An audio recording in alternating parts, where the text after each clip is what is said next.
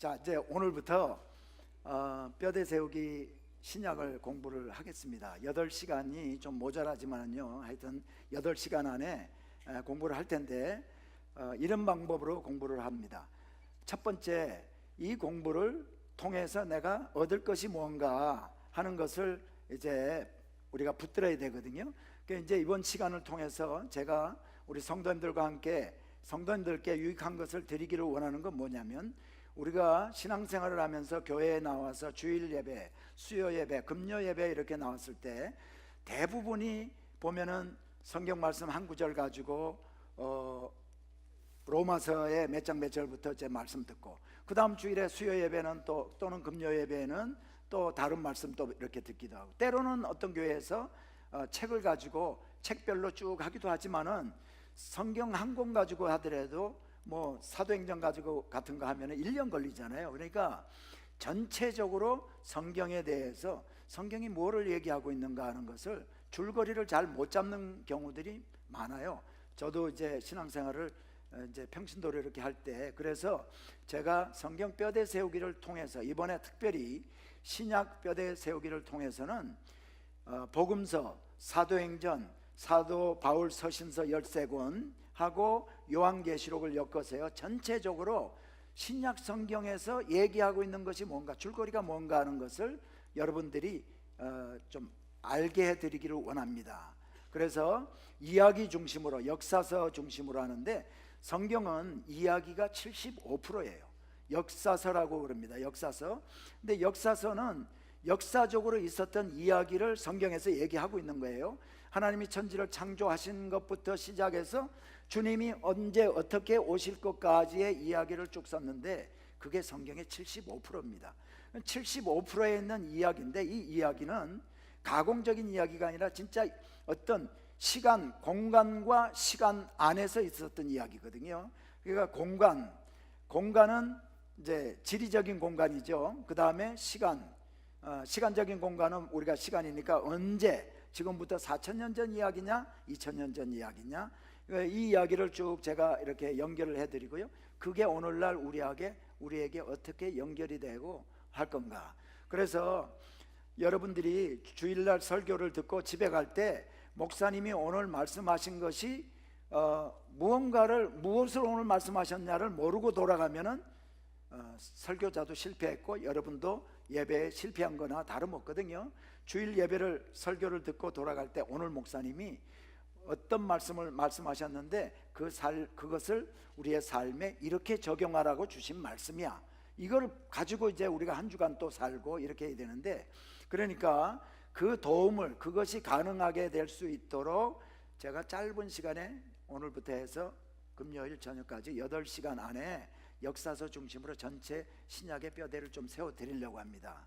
그래서 첫 번째, 구약, 하나님이 구약시대에 아브라함을 통해서 또 모세를 통해서 또 다윗을 통해서 하신 약속들이 많이 있어요. 성경의 39권을 우리가 구약이라고 그러고 27권을 신약이라고 그러잖아요. 그러니까 근데 그 구약 전체 가운데서 하나님의 구약시대 때 우리에게 주신 약속이, 이스라엘 백성에게 주신 약속이 무엇이었고, 신약의 약속이, 신약이라는 건 새 언약이거든요. New Covenant. 그래서 새 언약이 무언가에서부터 출발을 해서, 그러면은 구약에는 이런 약속을 하셨는데 신약의 약속은, 하나님이 주신 약속은 이런 거다 로부터 시작해서, 그것이 그러면은 어떻게 이루어졌는가, 누구를 통해서? 예수 그리스도를 통해서 이루어졌죠.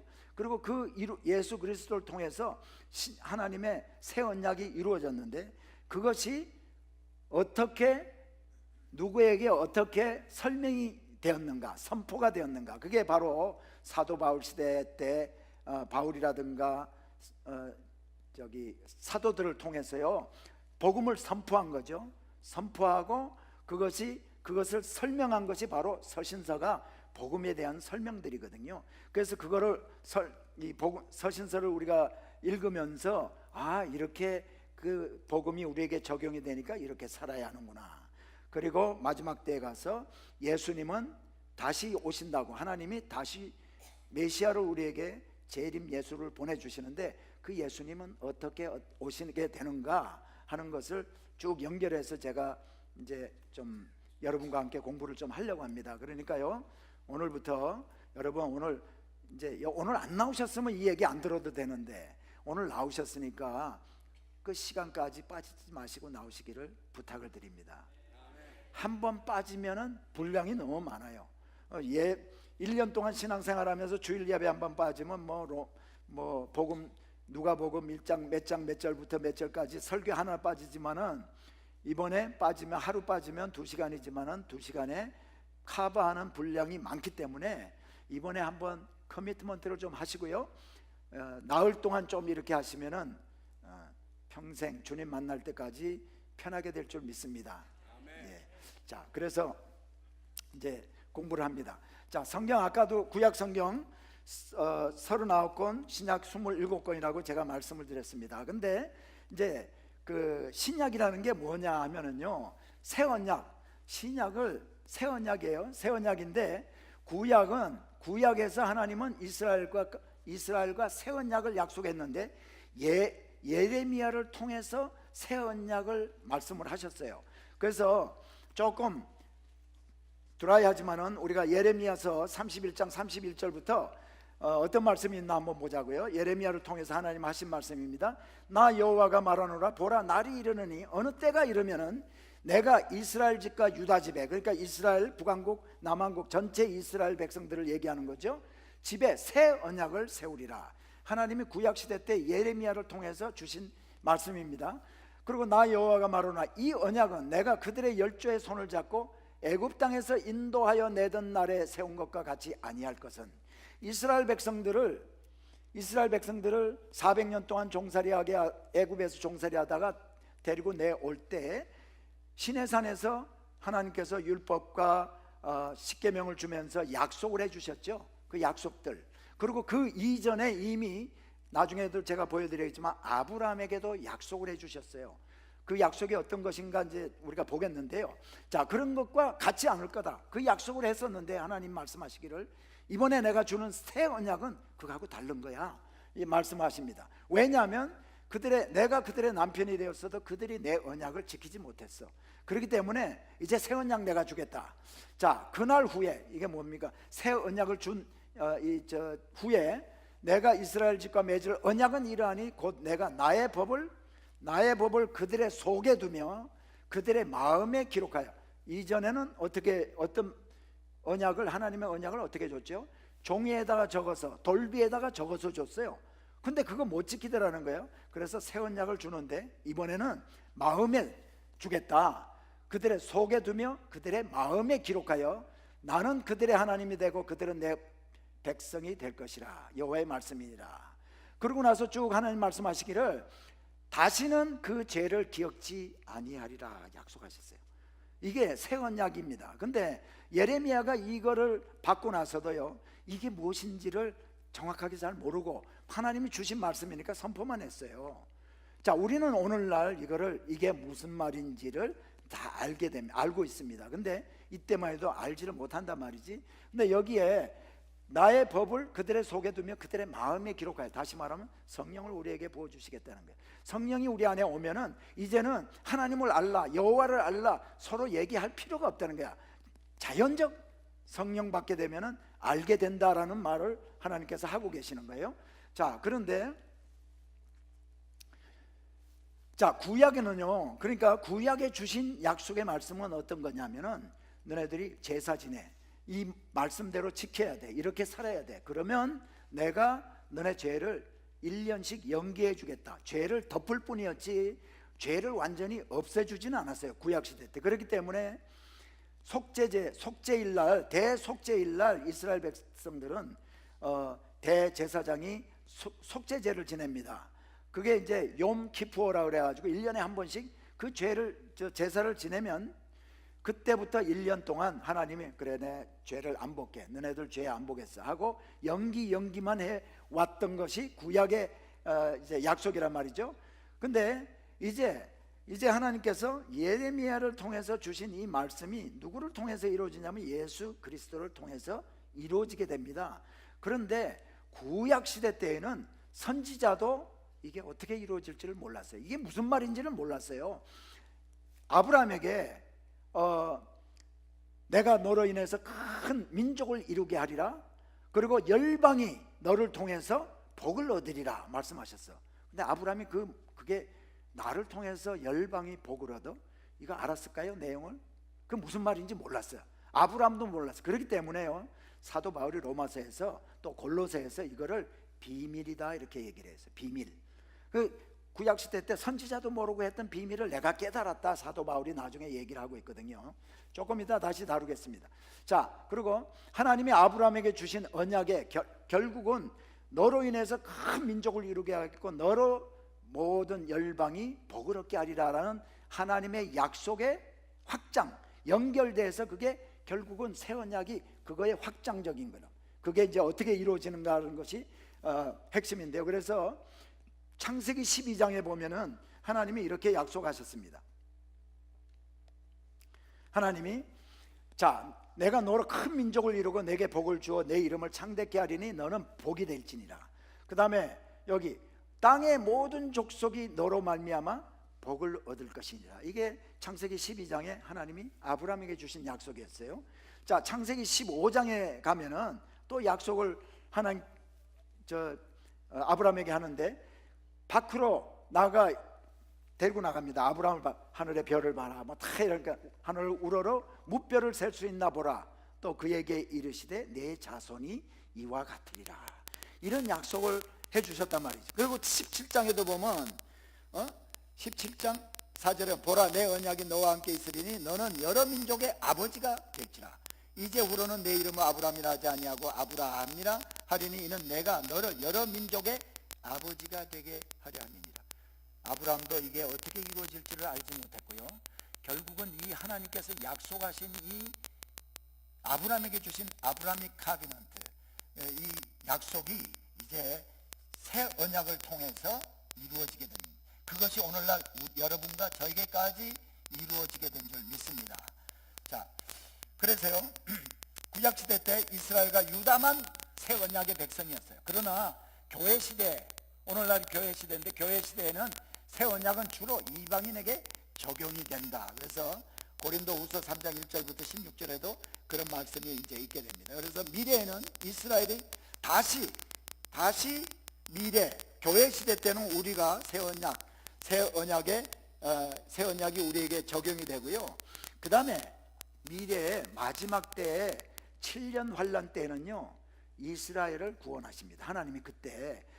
그래서 로마서에 보면은 사도 바울이 우리 이방인들을 막 이렇게 택하는 것을 보고 유대인들로 하여금 시기나게, 이스라엘로 하여금 시기나게 해서 나중에 이제 이스라엘이 돌아오게 하는 하나님의 계획이 있는 거죠. 자, 그래서 새 언약의 시작은 복음서입니다. 그리고 새 언약의 선포가 바로 사도들을 통해서 사도행전에 기록되어 있는 그것이 새 언약을 선포하는 거고요. 이렇게 새 언약이라는 하나님이 말씀하신 새 언약은 바로 이런 겁니다 하고 사도들이 다니면서 이제 전한 것이 바로 이거고요.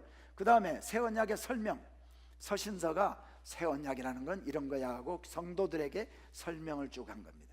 그래서 그것을 우리가 그걸 받고 우리에게 적용해서 살도록 하는 내용들이 서신서를 통해서요. 서신서가 몇 권이죠? 전체적으로 21권입니다. 서신서가 21권인데 그 중에서 13권이 바울 서신서예요. 8권은 일반 서신서고 바울이 기록한 서신서가 13권이에요. 그래서 이번에는 저하고 이제 공부할 때 이렇게 공부합니다. 이제 그 새 언약의 시작인 복음서를 우리가 짧게 쭉 예수님이 태어나서부터 예수님이 십자가에 달리신 것까지 조금 줄거리를 좀 이렇게 잡아보면서 중요한 부분들을 우리가 함께 다루고요. 그 다음에 성령 받은 제자들이 복음 전하는 거, 사도행전이죠. 예루살렘과 유대와 사마리아 땅끝까지를 내 증인이 되리라. 사도행전 1장 8절에 있는 이 말씀을 그 말씀대로 복음이 이렇게 예루살렘과 유대와 사마리아와 땅끝까지 이루어진 것을 누가가 의도적으로 기록한 책이 사도행전이에요. 그래서 여러분과 함께 사도행전을 좀 이렇게 중요한 것들, 복음이 전파가 되는, 땅끝까지 전파되는 것을 쭉 훑어보면서요, 바울과 함께 우리가 함께 여행을 할 거예요. 1차 선교여행, 2차 선교여행, 3차 선교여행. 그래서 제가 지도도 이제 여러분들에게 이렇게 드렸습니다. 그래서 1차, 2차, 3차 전도여행 갔다 오면 감옥에 갇힙니다. 로마의 감옥에 갇히게 되고, 그 다음에 또 풀려나서 또 갇히게 돼요. 그 사도 바울이 여행한 코스를 우리가 함께 다니면서 사진도 보고 지도도 보고 그렇게 하면서 사도 바울이 여행을 하면서 서신서를 기록을 합니다. 그래서 사도 바울이 어디 갔을 때, 예를 들면은 갈라디아서를 제일 처음 썼거든요. 갈라디아서를 썼는데 갈라디아서를 왜 쓰게 되었나? 두 번째 데살로니가 전서를 썼는데 데살로니가 전서를 어디에서, 여행 중에 어디에서 그걸 왜 쓰게 됐나? 데살로니가 후서는 왜 쓰게 됐나? 이렇게 쭉 해서요, 사도행전과 바울 서신서를 전부 연결을 제가 해드릴 거예요. 그리고 마지막에 요한계시록에 있는 주님이 어떻게 오시는가, 여러분이 궁금한 이제 요한계시록에 대해서 궁금한 점이 많고, 오늘날 또 뭐 잘못된 계시록을 잘못 설명하고 이런 분들이 많이 있는데, 좀 그래서 여러분들이 좀 이렇게 뼈대가 세워질 수 있도록 그렇게 좀 도와드리겠습니다. 그래서 빠지지 마시고 나오시기 바랍니다. 자, 하나님의 언약, 약속들이 주어집니다. 짧게 제가 넘어갑니다. 약속들이 주어지고 하나님께서 구약 시대 때부터 약속을 쭉 해주세요. 그리고 약속의 성취가 되는데, 궁극적으로는 예수 그리스도를 통해서 성취가 되는 거죠. 그래서 아브라함의 언약, 아까 제가 말씀드린 아브라함에게 주신 언약, 이 언약이 이제 주어지고, 그 다음에 팔레스타인 언약이라는 것은 신명기 30장에 보면 그 가나안 땅에 들어가기 전에 또 하나님께서 모세를 통해서 주신 언약들이 있어요. 이 언약들은 결국은 너네들이 말씀 잘 지키면은, 여기 보세요, 신명기 30장 9절, 그의 명령과 규례를 지키고 내 마음을 다하여 뜻을 다하여 여호와 내 하나님께 돌아오면, 곧 여호와께서 내 조상들을 기뻐하신 것 같이 너를 다시 기뻐하사 내게 복을 주리라. 여기 안에도 보면은 말씀 잘 지키면, 너네들이 가나안 땅 들어가서 말씀 잘 지키면은 내 손으로 하는 모든 일과 내 몸의 소생과 내 가축의 새끼와 내 토지 소산을 많게 하시고 복을 주겠다는 거예요. 그러니까 말씀을 지켜야.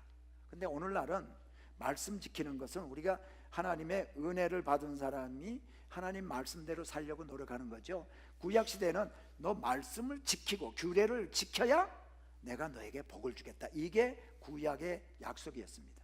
오늘날은 할렐루야, 이것대로 살려면 우리 복을 얻지 못합니다. 하나님 은혜를 받지 못하고 삽니다. 근데 오늘날은 그게 아니야. 예수만 그냥 예수님만 믿으면 우리에게 은혜가 주어지는 줄 믿습니다. 자, 그래서 신명기에는 그런 약속이란 말이지. 그래서 그날 후에 또 내가 이스라엘과 이스라엘 집과 맺을 언약은 이러하니 곧 내가 이건 아까 우리가 본 거죠. 자, 그래서 그 다음에 뭐예요? 모세 율법, 출애굽기 20장에 가면은요, 출애굽기 19장 1절에 가면 이스라엘 백성들이 이스라엘이 애굽을 떠나온 지 제3월에 시내산 앞에 이제 당도하느니라 그렇게 하고, 그때부터 모세가 40일 금식 기도하러 시내산에 올라갑니다. 올라가서 십계명을 받고 율법을 받아가지고 내려오잖아요. 그 안에 율법과 그것도 마찬가지예요. 너네 이거 지켜라. 그래야 나 백성은 이거 지켜야 돼. 이대로 제사도 지내야 돼 하고, 그러면 너네가 나의 은혜를 받게 된다. 내가 주는 복을 누리게 된다. 이게 모세에게 준 약속들이에요. 갈라디아서도 그걸 설명을 하고 있고요. 자, 그래서 그 다음에는 다윗에게 가면은 또 다윗에게 또 하나님이 약속을 해줍니다. 내 몸에서 나는 씨를 통해서 나라를 이루게 하고 그 나라를 영원토록 경고케 하리라 하는 약속들을 했는데, 다윗에게 그 약속을 했는데요, 다윗은 그게 무슨 말인지 알았을까요? 몰랐을까요? 그 내용을, 그런 약속은 하나님이 주셨지만은 그 실질적인 내용의 그 약속의 말씀이 뭔가 몰랐어요. 근데 그게 결국은 예수 그리스도를 통해서 예수 그리스도의 나라가, 하나님의 나라가 영원토록 경고케 하는 그것을 의미하는 거죠. 그래서 이런 이제 약속들이 이렇게 주어집니다. 주어지다가 새 언약을 주게 돼요. 그래서 이게 바로 예레미야를 통해서 주어지고, 이것이 어떻게 성취가 되냐면 예수 그리스도를 통해서, 예수님이 이 땅에 오셔서 십자가에 죽으심으로 말미암아 그 우리의 모든 죄가 사해지고 그 믿는 자마다 영생을 얻게 되는 건 줄 믿습니다. 그래서 그 예수님이 그것을 성취하게 되고, 그것을 사도들이 선포를 하고, 오늘날 교회가 그 선포하고, 결국은 천년 왕국을 통해서 우리가 영원한 하나님의 나라에 들어가서 영원토록 살게 되는 줄 믿습니다.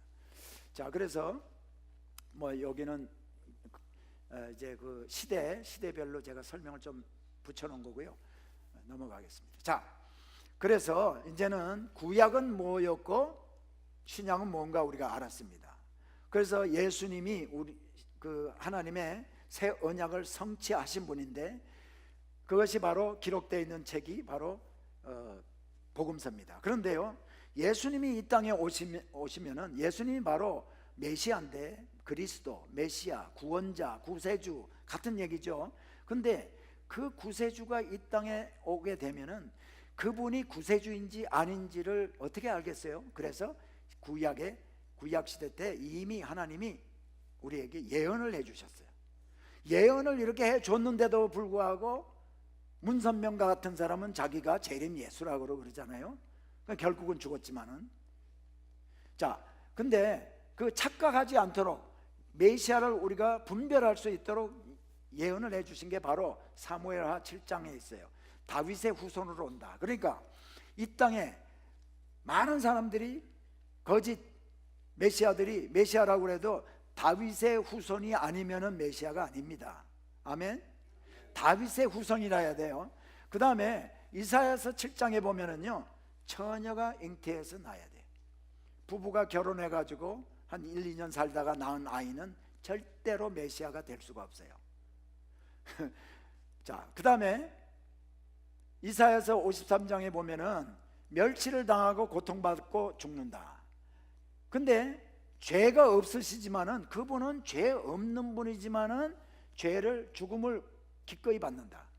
그러니까 십자가에 달려가지고 뻐덩뻐덩 내가 안 죽겠다고 뻐덩뻐덩 한 분은 절대 메시아가 될 수 없어요. 죄 없는데도 불구하고 사람들이 십자가의 못을 박을 때 순순히 그 십자가형을 받는 분, 그리고 그분은 바로 우리들 죄 때문에 징계를 받으신 거다. 자, 그 다음에 마지막으로는요, 중요한 거예요. 외딴 베들레헴에서 태어나야 돼요. 베들레헴 에브라다야, 너는 작은 고을이지만은 너로부터 태고 쪽부터 있던 분이 오신다라고, 태어난다라고 예언을 하고 있어요. 미가서 5장 2절로부터 5절. 그러니까 서울에서 태어나고 LA에서 태어나고 뉴욕에서 태어나고 또 뭐 헤브론에서 태어나고 메시아가 될 수가 없어요. 어디서 태어나야 돼요? 베들레헴에서 태어나야 돼. 자, 그래서 이 모든 것들을 충족하신 분이 바로 예수 그리스도입니다. 그래서 이제 우리가 예수님, 우리의 그 하나님의 새 언약을 성취하신 그 메시아인 예수님에 대해서 기록된 책이 4권이 있어요. 이게 잘 안 보이네요. 마태, 마가, 누가, 요한입니다. 마태복음, 마가복음, 누가복음, 요한복음이에요. 이 4권인데, 자, 4권, 왜 복음서를 4권씩이나 줬을까? 그냥 예수님의 생애를 태어나서부터 십자가에 달리실 때까지 한 권만 딱 주었으면은 우리가 성도님들이 그 복음에 대해서, 예수님에 대해서 공부하기도 좋고 설교하기도 편할 텐데, 근데 왜 4권을 주셨을까? 어떤 분이요, 초대교회 당시에 이 4권을 한 권으로 몰아가지고 한 권을 만든 분이 있었어요. 근데 그분은 이단으로 정죄가 되었습니다. 이 4권은 지금 성경 66권은 하나님이 우리에게 하나님 말씀이라고 주신 거예요. 그러니까 4권은 이 주신 이유가 다 있어요.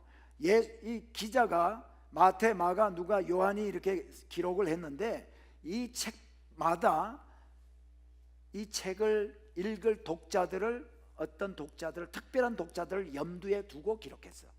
그러면서 그 안에 예수님에 대해서 어떤 특별한 예수님의 그 성품이라든가 예수님의 어떤 모습을 부각을 했어요. 그걸 제가 좀 말씀을 드리려는 게, 마태복음은요 누구를 대상으로 했냐면 유대 기독교인을 대상으로 해서 기록한 책입니다. 유대 땅에 있는 유대인 중에서 기독교, 예수 이미 믿는 사람들. 그래서 여기 안에는 그 예수님의 어떤 모습이 있냐면 왕으로 오신 예수님, 왕 대신 예수님, 이 예수님을 묘사를 했어요, 마태는. 그럼 마가는 뭐냐? 마가는요, 로마 이방인들, 로마에서 사는 예수 안 믿는 사람들, 이방인들을 위해서 기록한 책인데, 어떤 모습을 기록했냐면 예수님의 섬기러 오신 예수님, 종이신 예수님, 섬기러 오신 예수님을 기록한 책이 바로 마가복음이에요. 그럼 누가복음은 누구냐? 그리스 이방인이에요. 그리스, 헬라 이방인들을 위해서 기록한 책인데, 누가는. 근데 그 안에 어떤 예수님을 부각을 했냐면 하나님의 아들, 인자로 오신 예수님, 사람이신 예수님. 자, 예수님은요, 완전한 인간에다가 완전한 하나님이세요. 완전한 사람이며 완전한 하나님이신데, 누가는 특별히 인간적인 모습, 예수님의 인성, 인간적인 모습. 그래서요, 누가복음에 보면 예수님이 피곤해서 배를 타고 제자들하고 가시다가 고물에서 피곤해서 베개를 베고 잠을 주무셔. 우리처럼 우물가에 가서 피곤해서 털썩 주저앉으시고 나에게 물 한 잔 달라고 그러고, 그러고 보면은 누가복음에 보면은 예수님이 사람들과 예수님이 키가 자라고 뭐 사람들과 하나님께 사랑스러워지더라, 이런 인간적인 모습들. 자, 근데 요한복음은 뭐냐? 요한복음은요, 대상이 우리를 포함한 전 인류를 대상으로 해서요, 예수님의 어떤 모습? 하나님이신 예수님, 예수님의 신성을 부각을 했어요. 그래서 하나님의 아들 예수님, 바로 그분이 하나님이신 걸 얘기를 하고. 자, 그래서 우리가 이제 크리스마스가 지금 다가오고 있잖아요. 뭐 한 달 조금 지나면은 이제 예수님의 성탄절 그 크리스마스인데요. 성경에 크리스마스 스토리들이 복음서에 다 기록이 돼 있잖아요. 예수님이 어떻게 태어났나 기록이 안 돼 있는 것도 있지만 한번 봅니다. 자, 예수님의 먼저 족보 보면은 마태복음에 보면은요, 아까 마태는 누굴 대상으로 했다고? 유대 기독교인이에요. 그냥 유대 사람, 이스라엘 백성들에게 제일 관심은 뭘까? 이 예수가 누구의 후손이냐? 그래서 이 아브라함부터 족보가 해서 14대 해가지고요, 족보가 쭉 내려와서 다윗 해서 예수님이 태어난. 그러니까 유대 사람들, 이스라엘 백성들에게 제일 관심은 이 예수가 아브라함의 후손이냐 이거예요. 그래서 그렇게 됐고, 누가는 아까 뭐라 그랬어요? 제가 누가는 헬라 그리스 사람들의, 그리스 이방인을 위해서 기록했는데, 완전한 사람이신 예수님, 인성, 주님이 인자 사람으로 오신 예수님을 부각을 했다고 그랬죠. 그러니까 사람으로 오셨다면은 사람의 조상은 누구죠? 아담이잖아. 그러니까 족보가 아담에서부터 쭉 기록이 돼 있어요. 자, 그 다음에 마가복음은 뭐라 그랬지 아까? 종으로 오신 예수님, 로마 이방인들인데 종으로 오신 예수님. 여러분, 여기에 양반집 가문에서 태어나신 분들이 많이 있을 텐데, 옛날 같으면 양반집에서는 종들을 다 있었잖아요. 근데 자, 종이 있었다고, 하인이 있다고 그럽시다. 그러면 우리 집에 있는 종은 누구 뭐 김씨의 뭐 몇 대 손으로서, 종의 족보가 관심이 있어요, 없어요? 없죠. 없으니까 마가복음은 예수님의 족보를 기록하지 않고 있어요. 종으로 오신 예수님.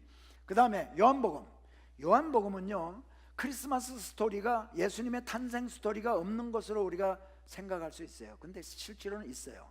요한복음 1장 1절에 태초에 말씀이 계시니라, 그 말씀이 하나님과 함께 계셨고 그 말씀이 곧 하나님이시라. 1장 1절.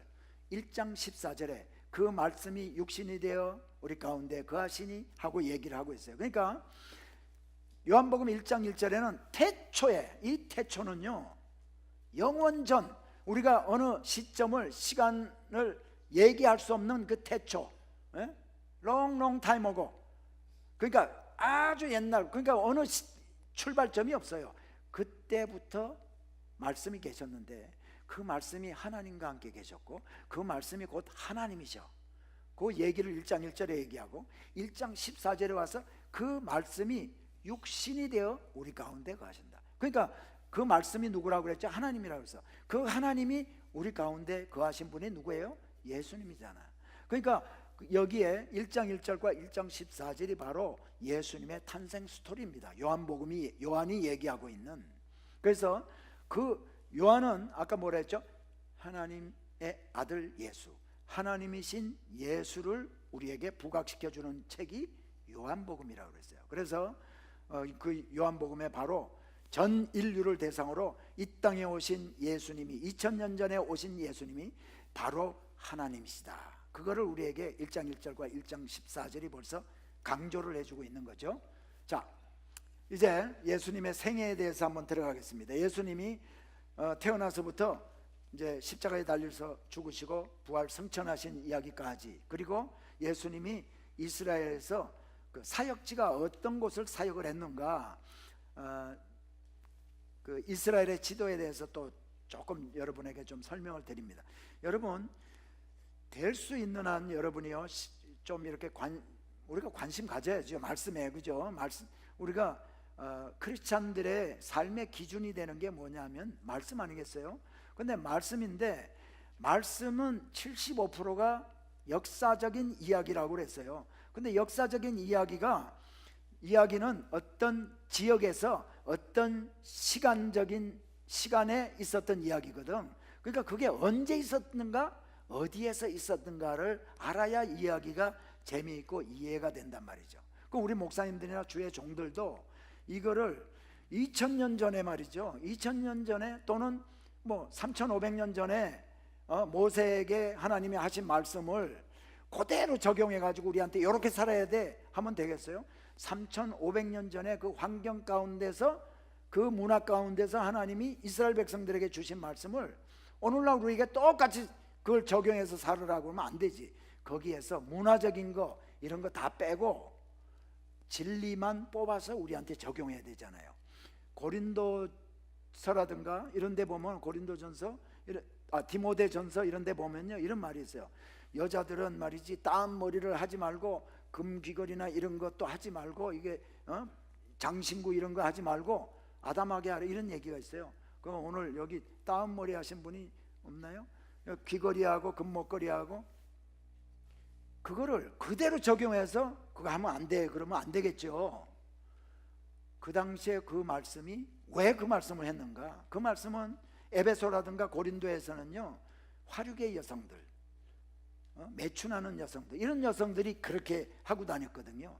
그러니까 그래서 크리스찬들은 그렇게 하고 예배에 나오고 그렇게 하면 안 된다는 얘기거든요. 그러니까 오늘날 그걸 우리한테 적용을 한다면은 오늘날 교회 나올 때, 예배 드리러 올 때 미니스커트 해가지고 이만큼 올라오는 미니스커트 입고 이렇게 나오는 건 안 돼. 이렇게 우리한테 적용을 해서 얘기를 해줘야 마치 그걸 귀걸이 이거 하지 말라 그러면 되겠냐 말이죠. 그것처럼 이제 우리가 질이라든가 이런 것들도 좀 알아야 다른 해석이 가능하다. 그래서요 성지순례를 제가 1년에 한 번씩 가거든요. 이스라엘 요르단 가고 터키, 그리스, 로마도 가는데 가는 이유가 바로 성도님들 모시고 목사님들 모시고 가는 이유가 바로 거기 있어요.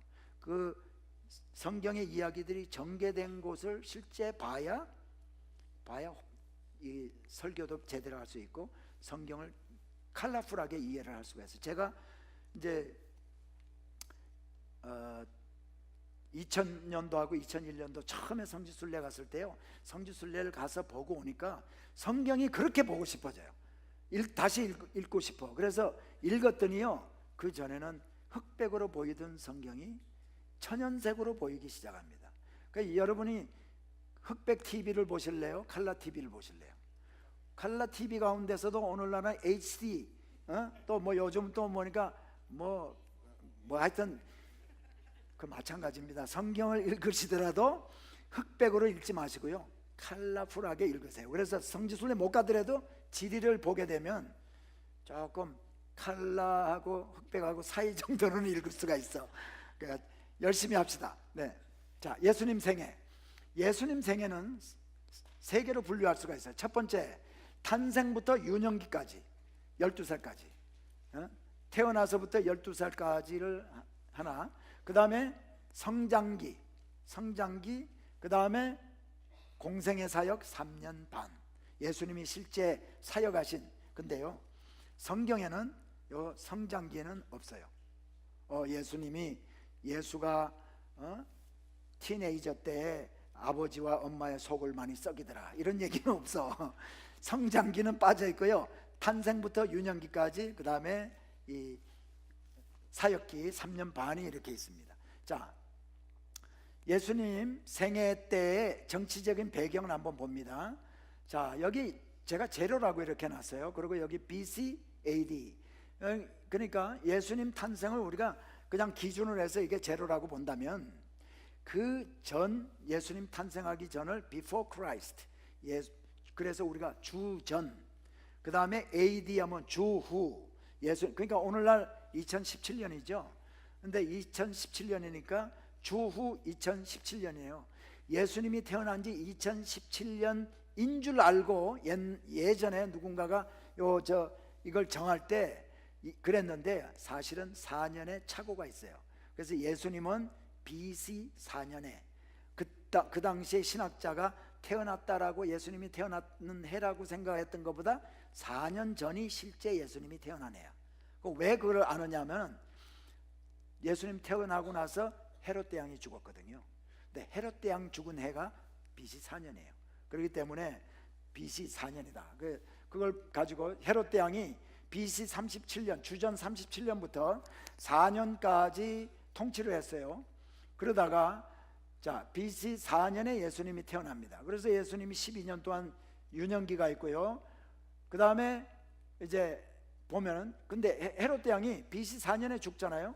죽은 다음에 헤롯 대왕의 아들 3명이 헤롯 대왕이 통치하던 나라를 나눠서 통치를 하게 됩니다.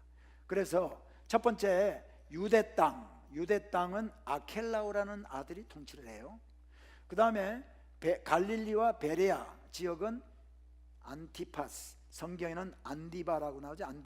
헤롯 안티파스라는 아들이 갈릴리와 베레아를 통치를 합니다. 그리고 또 다른 아들 빌립이라는 아들이 있어요. 이 아들이 이두레 드라고니, 이건 생소하지요 여러분? 어딘지는 제가 조금 이따 설명을 드릴게요. 그래서 헤롯 대왕이 죽고 나서 헤롯 대왕이 통치하던 영토를 세 아들이 통치를 해요. 근데 유대 땅을 통치하던 아켈라오는요, 백성들로부터 통치를 잘 못해가지고 원망이 많았어. 로마에다가 막 투서를 보내서 불평을 많이 하고 했기 때문에 로마의 황제가 아켈라오라는 아들을, 분봉왕을 불러서 어디에 귀양을 보내버려요. 귀양을 보내고 나서 그때부터 유대 땅에 로마에서 총독을 보냅니다. 그래서 우리가 잘 아는 빌라도 총독이 오게 되는데, 빌라도 총독이 이때 오는 게 아니고요, 다른 총독들이 다 있었어요. 다른 사람들이 있었는데 예수님이 공생에 사역할 때 이때 총독이 본디오 빌라도였어요. 그러니까 본디오 빌라도 이전에도 다른 총독들이 왔어요. 몇 년 하고는 가고 몇 년 하고는 가고 했는데, 본디오 빌라도가 이 세상에서 재수 제일 없는 사람이 이 본디오 빌라도 아니에요? 하필이면 예수님이 공생의 사역을 하실 때 로마 총독을 하는 바람에 자기는 사형언도 내리고 집행을 하고 싶지는 않았는데도 불구하고 어쩔 수 없이, 그 성경을 읽어보면 좀 그렇잖아요. 어쩔 수 없이 했지만 그래도 그것으로 인해서 예수님이 십자가에서 죽으셨기 때문에 본디오 빌라도에게 십자가에 못 박혀 죽으시고, 지금 2000년 동안 우리가 지금 이거 고백해 왔고, 앞으로 몇 년 더 고백할지 몰라. 주님 오실 때까지 이거 고백할 것 같아요. 그러니까 세상에서 제일 재수없는 사람이 본디오 빌라도야. 자, 그 다음에 헤롯 안티파스, 갈릴리 베레아. 자, 제가요 지도를 먼저 한번 보여드리고 나서 제가 할게요. 지도.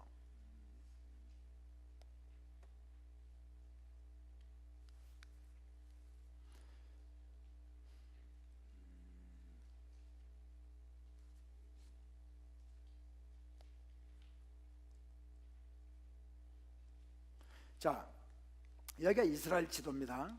이스라엘 지도인데요, 여기가 갈릴리 사해바다고요, 여기 갈릴리 호수입니다. 여기가 지중해예요. 지중해. 그래서 여기가 요단강이 여기서부터 이렇게 요단강에서, 이걸 하부 요단강이라고 그러고요. 사실은 요단강 이 위에서부터 단이라는 곳에서부터 여기까지 요단강이 또 있어요. 이거를 상부 요단강이라고 그래요. 요단강은 헐몬산, 이 위에 가면 헐몬산이 여기 있어요. 이 헐몬산 밑에서 샘물이 나와요. 샘물이 콱콱콱 쏟아지는, 엄청나게 많은 샘물이 나와가지고 그 물이 갈릴리 호수로 가고, 갈릴리 호수에 좀 있다가 그 물이 또 하부 요단강을 통해서 사해바다로 들어가요. 그래서 이걸 상부 요단강, 여기는 하부 요단강이라고 하는데, 요단 동편, 요단 서편이죠. 그래서 성경에 보면, 구약 성경에 보면 이 요단 이편, 요단 저편 얘기를 해요. 요단 저편 하면 주로 요단 동편을 얘기할 때, 왜냐하면 이 성경의, 구약 성경의 이야기들이 주로 여호수아서, 사사기 또는 열왕기상하, 역대상하, 이 이야기들은 주로 요단 서편에서 이루어진 이야기들이거든요. 그랬을 때 요단 저편 하면 이쪽 요단강 동편 쪽을 얘기하는 거고, 요단 이편 하면은 요단강 서편 쪽을 얘기하는 거예요. 그래서 지금 뭘 말씀드리려고 그러냐면, 아켈라오라는 사람, 유다와 사마리아를 통치한 것이 여기에요. 그 다음에 아까 제가 말씀드렸던 헤롯 안티파스, 베레아와 갈릴리 지역이라고 그랬죠. 갈릴리 호수가 여기인데, 갈릴리 호수의 서편 지역, 여기를 갈릴리 지역이라고 그래요. 이 갈릴리 지역과 여기가 베레아예요. 베레아. 성경에 베레아가 있고, 나중에 사도행전에 나오는 베레아가 있어요. 베레아. 이거는 사도 바울이 건너가서 마게도니아로 건너가서 복음 전한 곳이 베레아고, 이건 베레아. 그래서 베레아와 갈릴리 지역, 이 통치한 왕이 누구냐면 헤롯 대왕의 아들이었던 안티파스. 성경에는 안디바라고 나와요. 자, 그리고 그 다음에 빌립이라고 나왔죠. 빌립. 이게 드라곤이 이둘의 이런 지역이 바로 여기에 요단강 북동편, 동편과 북쪽, 여기가 드라곤이 이둘의 지역인데 누가 통치했다고요? 빌립. 그래서요, 여러분 잘 아시는 가이사라 빌립보라는 도시 있죠.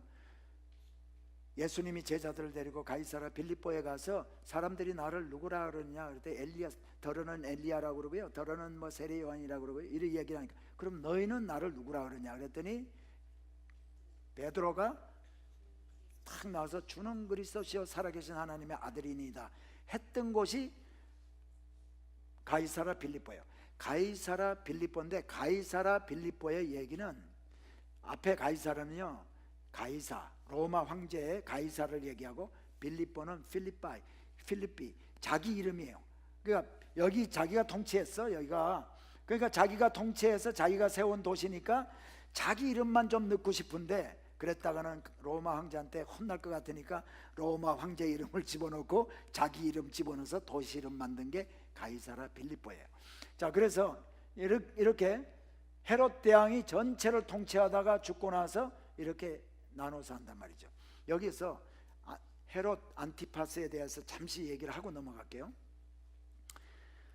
자, 예수님이 그 십자가에 달리실 때, 6월절 날 이렇게 달리실 때에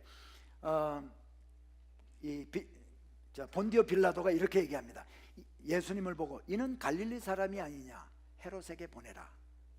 그 저는요, 제가 평신도 때 서리 집사 때 헤롯 대왕 죽었는데, 이 헤롯이 이거 귀신이 또 다시 살아났나, 부활했나? 왜 헤롯 대왕은 그 전에 벌써 마태복음에서도 다 죽었잖아요. 근데 헤롯이 죽었는데 또 헤롯한테 보내래. 근데요, 헤롯, 여기에서 얘기하는 헤롯은 헤롯 안디바예요. 왜냐하면 그때가 6월절이잖아요. 예수님이 십자가에 달리실 때 6월절이기 때문에 모든 이스라엘 백성들이 6월절 지내기 위해서 예루살렘으로 다 모였어요. 헤롯 안티파도요, 여기에 자기 궁이 있어요. 이쪽에 궁이 있는데 6월절을 지내러 예루살렘으로 와 있었어요. 근데 이 헤롯은 여기하고 갈릴리 지역을 통치하는 왕이거든. 그러니까 보니까 이 본디오 빌라도가 자기가 죽이기 싫은 거예요. 사형 집행을 하기 싫은 거예요. 그런데 보니까 마침 예수는 갈릴리 사람이야. 근데 갈릴리의 통치자인 헤롯 안티파가 여기 와 있지 않아. 그러니까 거기 가서 보내. 그래서 예수님이 글로 보내져 가지고 헤롯의 병정들이 홍포를 입히고 침을 뱉고 가시 면류관을 씌우고 하면서 조롱한 이야기가 나오잖아요. 그 헤롯이 바로 이 헤롯 안티파입니다. 자, 요걸 이제 넘어가고요. 그래서 혹시 이제 지도를 자꾸 이렇게 펴서 얘기하기가 뭐하니까요. 이제부터는 여기가 제2위 갈릴리 호수입니다. 여기가 사해바다고 요 안에 뭐가 있어요? 요단강, 식도가 있어요. 그러니까 그걸 이제 이게 요단강이라고 생각하시란 말이지. 그리고 이쪽에는 무슨 바다? 지중해 바다. 그리고 이게 요단 서편, 요단 동편이에요. 그래서 여기가 갈릴리 지역, 베레아 지역, 여기가 유다 지역, 사마리아 지역, 그 다음에 드라고니 이두레 지역이 여기란 말이에요. 아까 그 지도처럼. 네.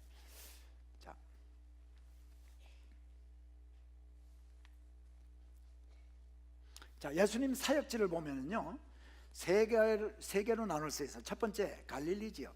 갈릴리 지역에는 나사렛, 가버나움, 벳세다, 디베랴, 게네사렛, 고라신 이런 것들이 있어요. 예수님이 다니면서 갈릴리 호수 주변 지역들을 쭉 다니면서 사역을 많이 하셨어요.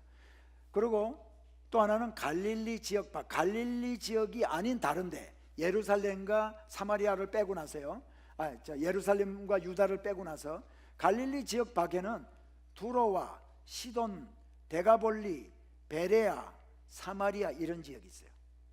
두로와 시돈도 우리가 두로에 가가지고 두로와 시돈 지역에 가서 예수님이 수로보니게 여인 이 병 고침 받는 이야기도 나오고 하잖아요. 그 아까 지도를 잠시 또 봐야겠네.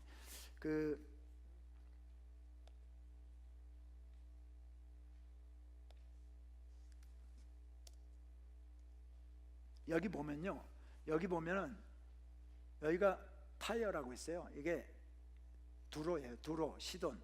그리고 이 지역이 베니게라는데, 베니게 영어로는 페니시아라는 나라인데, 이게 성경에는, 우리 성경에는 베니게라고 합니다. 그래서 두로와 시돈이 있는 데는요, 두로와 시돈 사이에는 사렙다가 있어요. 지난번에 구약 성경 할 때 제가 사렙다 과부 이야기하면서 제가 설명드린 적이 있어요. 여기는 지금의 레바논입니다. 지금의 레바논인데 여기는 전통적으로 이방 지역이야. 그래서 나중에 지금 말씀드릴게요. 이 예수님이요, 갈릴리 지역 이렇게 사역을 하시면서 복음서에 이런 얘기 하신 적 있어요. 화 있을진저 가버나움아, 화 있을진저 벳세다야, 고라시나, 이렇게 얘기하면서요, 내가 너희에게 행한 일을 두로와 시돈에서 행했다면 저들이 죄를 뒤집어 무릅쓰고 회개했을 것이라는 얘기를 하고 있어요. 왜 예수님이 하필이면 두로와 시돈을 예를 들어서 비교를 할 때 그렇게 했는가 하면은요, 이 가버나움, 벳세다, 또 그리고 고라신, 여기는요 전통적으로 유대인들이 사는 지역이에요. 이스라엘 백성들이 다 사는 지역이야. 근데 두로와 시돈은 전통적으로 이방인들만 사는 데야. 거기서 누가 왔냐면 구약 성경에 이세벨이라는 여인이 아합에게 시집으로 와가지고 바알 숭배 사상을 가지고 왔던 곳이 바로 이 베니게예요. 베니게, 두로와 시돈이 있는 이곳. 그러니까 예수님이 말씀하시는 이 얘기를 한 이유는 뭐냐면, 너네들 유대인이라고 하는 너네들, 하나님의 백성이라고 하는 너네들에게 내가 얼마나 가서 말씀 많이 전하고 병자도 고치고 뭐 기적을 일으키고 했냐. 내가 너희들에게 행했던 것을 너네들이 깔보고 무시하고 하는 저 두로와 시돈 지역, 저기 가서 내가 그거 너네한테 했던 거 일부만 했다 할지라도 저들은 벌써 회개했을 거야. 근데 너네는 참 강팍하구나. 그 얘기를 대조적으로 한 얘기란 말이죠. 이런 거를 알려면 두로와 시돈이 어디에 있었는지, 그 나라가, 두로와 시돈이 있는 나라가 그 이방인들이 있는 곳이다라는 것을 이제 알아야 이 얘기 해석이 되는 거죠. 그래서 이제 지도를 제가 다시 한번 보여드렸습니다. 자, 그리고 데가볼리는 10개 도시라는 곳인데, 제가 나중에 이제 설명을 좀 드리겠습니다. 베레아, 여기 베레아, 그 다음에 사마리아. 사마리아는 사마리아, 우리가 구약 성경에 잘 아는 세겜이라는 도시 있죠. 세겜이라는 도시, 수가성 있고 뭐 한 사마리아라는 도시 있는 곳을 사마리아 지역이라고 해요. 사마리아 지역은 제가 이제 기본적인 것을 조금 말씀을 먼저 드리고 이제 넘어가겠는데요. 자, 유다가 여기 있습니다. 유다 땅, 제비 뽑아서 얻은 땅이, 유다 백성이 얻은 땅이 여기에요. 그래서 갈렙, 그죠? 이 산지를 내게 주소서 해서 헤브론을 얻고, 이 유다인데 여기가 유다고 사마리아예요. 근데 사마리아 사람들은 혼혈이 됩니다. 언제부터 혼혈이 되냐면 BC 주전 722년에 아수리한테 멸망을 당해요. 이 사마리아가 멸망을 당하면서 아수리아라는 나라는 통치를 어떻게 했냐면 이 사람들을 다른 나라에, 점령한 다른 나라에 가서 살게 하고, 거기에서 또 점령한 사람들을 여기 와서 살게 했어. 섞어놨어요. 백성들을. 예를 들어서 미국이라고 해서 우리 러시아라 합시다. 러시아가 A라는 나라를 점령을 했어. 또 B라는 나라를 점령했어. 옛날에 뭐 체코니 유고슬라비아니 다 이렇게 점령하면요, 이거를, 이 백성을 여기가 살게 하고 여기를 살게 해서 막 섞어놔, 백성들을.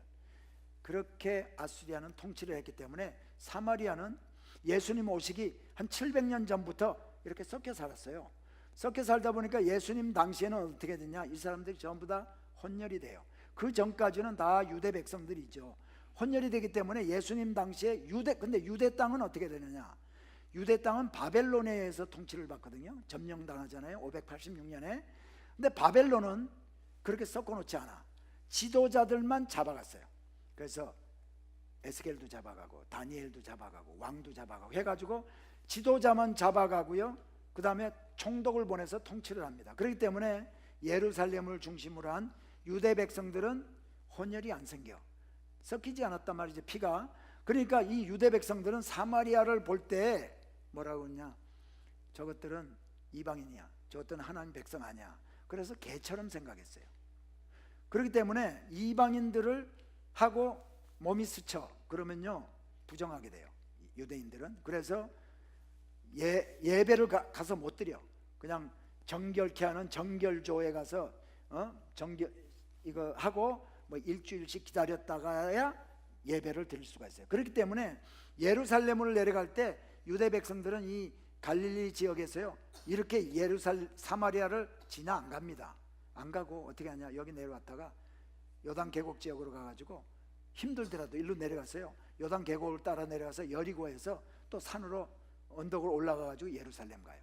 왜? 사마리아를 지나 안 가려고. 사마리아 지나가면은 부정하게 되니까. 그런데 성경에 보면 예수님이 제자들 데리고 사마리아를 관통하여야 하겠는지라, 예수님이 꼭 한번 의도적으로 제자들을 데리고 사마리아를 지나간 적이 있어요. 그 나중에 이제 우리가 한번 공부를 하겠는데 이제 그런 배경을 좀 설명을 드립니다. 그 다음에 유대와 예루살렘 지역, 그래서 여리고, 베다니, 에브라임 이런데 세 군데로 나눠서 사역을 하게 됩니다. 자, 예수님 생애를 탄생에서부터 이렇게 한번 보겠습니다. 자, 예수님이 나사렛에서 성령으로 잉태한 거 잘 압니다. 그래서 나사렛에 가면 예수님 그 수태고지 교회가 있어요, 나사렛에. 거기 뭐냐, 천사가 와서 그 마리아에게 너가 성령으로 잉태해서 이제 아기를 낳게 된다는 것을 얘기를 합니다. 그래서 그 천사가 이렇게 얘기하니까 주의 뜻대로 이루어지다 하고 그 마리아가 억셉트를 하죠. 그때 뭘 얘기해 주냐면, 네 친족 엘리사벳도 아기를 못 낳는다고 그랬는데 이렇게 낳게 됐다는 얘기를 해줘요. 그래서 이 마리아가요, 그 얘기를 듣고 유대 산중으로 엘리사벳을 만나러 가요. 한번 생각해 보세요. 나는 남자를 알지 못하는데 날 보고 천사가 임신해 애기 낳는다고 그래. 근데 네 친척인 엘리사벳도 그렇게 성령으로 잉태해서 애 낳는다고 얘기를 해줘요. 그러니까 야, 진짠가 하고 가서 만나고 싶지 않겠어요? 그래서 성경에 보면, 누가복음에 보면 마리아가 빨리 유대 산중으로 갔다라는 얘기가 있어요. 이거는 그 당시 듣자마자 갔다라는 얘기야. 이 유대 산중은 여기고 갈릴리는 여기야. 그러니까 상당히 먼 거리예요. 자, 그래서 여기서 이제 잉태를 하고, 그러니까 성경에서 얘기하는 것 중에, 이사야서에서 얘기하는 것 중에 처녀의 몸에서 태어나는 메시아 중에 하나가 지금 이루어지는 거죠. 그 다음에 탄생을, 예수님 어디에서 태어나시냐면 베들레헴에서. 야, 나사렛에서 임신을 했는데요, 베들레헴에서 태어나요. 미가서 5장 2절로부터 5절에 베들레헴에서 태어난다고 예언을 하셨거든. 하나님이 여기서 태어나는데, 어떻게 하나님은 역사를 주관하시는 분이십니다. 하나님 모든 거 아시는 분이에요. 그러니까 하나님께서는요, 그 당시 로마 황제인 아구스투스, 성경에는 아구스토라고 나오죠. 아구스투스, 이 사람은 로마 황제인데 그때 로마 통치 아래에 있기 때문에 호적을 하라, 천하에 호적을 하라라고 영을 내려요. 호적은 오늘날 미국에 10년에 한 번씩 인구 센서스 하잖아요. 오늘날 우리는 집에 가만히 있으면 돼. 그러면 찾아와, 방문을 해가지고 이 집에 뭐 가정이 몇 명이에요 뭐 이러고 하잖아요. 하는 이유가 뭐예요? 우리 미국에 사는 사람이 몇 명이고 아시안이 몇 명이고 이거 쭉 해서 미국에 뭐 정치할 때 경제 뭐 계획이라든가 이런 거 다 세우기 위해서 뭐 식량이 얼마나 있어야 먹을 수가 있겠는가 뭐 이런 것들 하여튼 연구하기 위해서 이게 10년에 한 번씩 하는데, 구약 시대 때는 인구 조사는 전쟁에 나가는 사람이 몇 명인가 알기 위해서 하는 거예요. 그러니까 하나님이 그것도 인구 조사를 하라고 그랬을 때 해야 되는데, 다윗이 지가 시키지도 않았는데 인구 조사했다가 하나님이 노해가지고 질병을 내리지 않습니까? 그런데 이때는 아구스도 황제가 하나님의 뜻이 이루어지게 하기 위해서요, 호적하라라고 얘기를 해요. 인구조사라는 얘기죠. 그러면 그 당시에는 인구조사를 어떻게 하는가? 다 자기 고향으로 가야 돼. 그래서 고향에 다 몰렸어요. 자, 예수님이 누구의 후손이죠? 다윗의 후손이에요. 다윗의 아버지가 누구예요?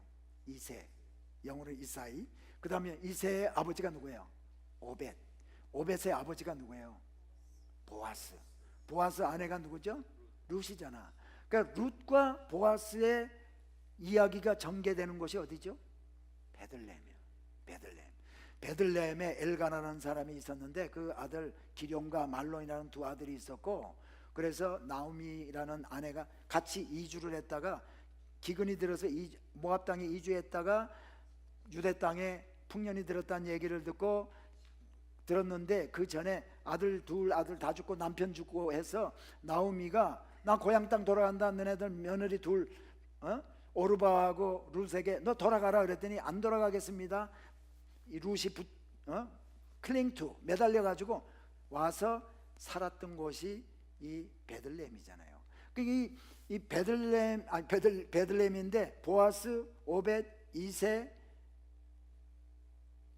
오벳이 이세를 낳고 오벳이 이세를 낳고 이세가 다윗을 낳고 다윗의 1000년 후에 예수님이 그 후손으로 태어나는데, 베들레헴이 고향이잖아요. 그러니까 마리아와 요셉이 다 유대 백성이기 때문에 베들레헴이 고향이에요. 그래서 베들레헴에 가가지고 호적하러 갔다가 아기를 낳게 됩니다. 자, 근데 여기 이제 베들레헴에서 아기 낳았을 때요, 이 얘기를 해드려야 돼요. 왜냐하면 그 중요한 부분이 있기 때문에. 베들레헴에서 태어났습니다. 그때 천사가 목자들에게 가가지고요 얘기를 해줍니다. 뭐라고 그랬어요? 이 고을에 메시아가 태어난 것을 얘기해요. 그러면서 너희가 가서 강보에 쌓여 구유에 놓인 아기를 보리니 이는 이것이 너희에게 표적이 되리라 라고 천사가 얘기를 해줘요. 뭐라고요? 강보에 쌓여 구유에 놓인 아기를 보리니 이것이 너에게 표적이 되리라. 그날 밤에 예수님만 태어났겠어요?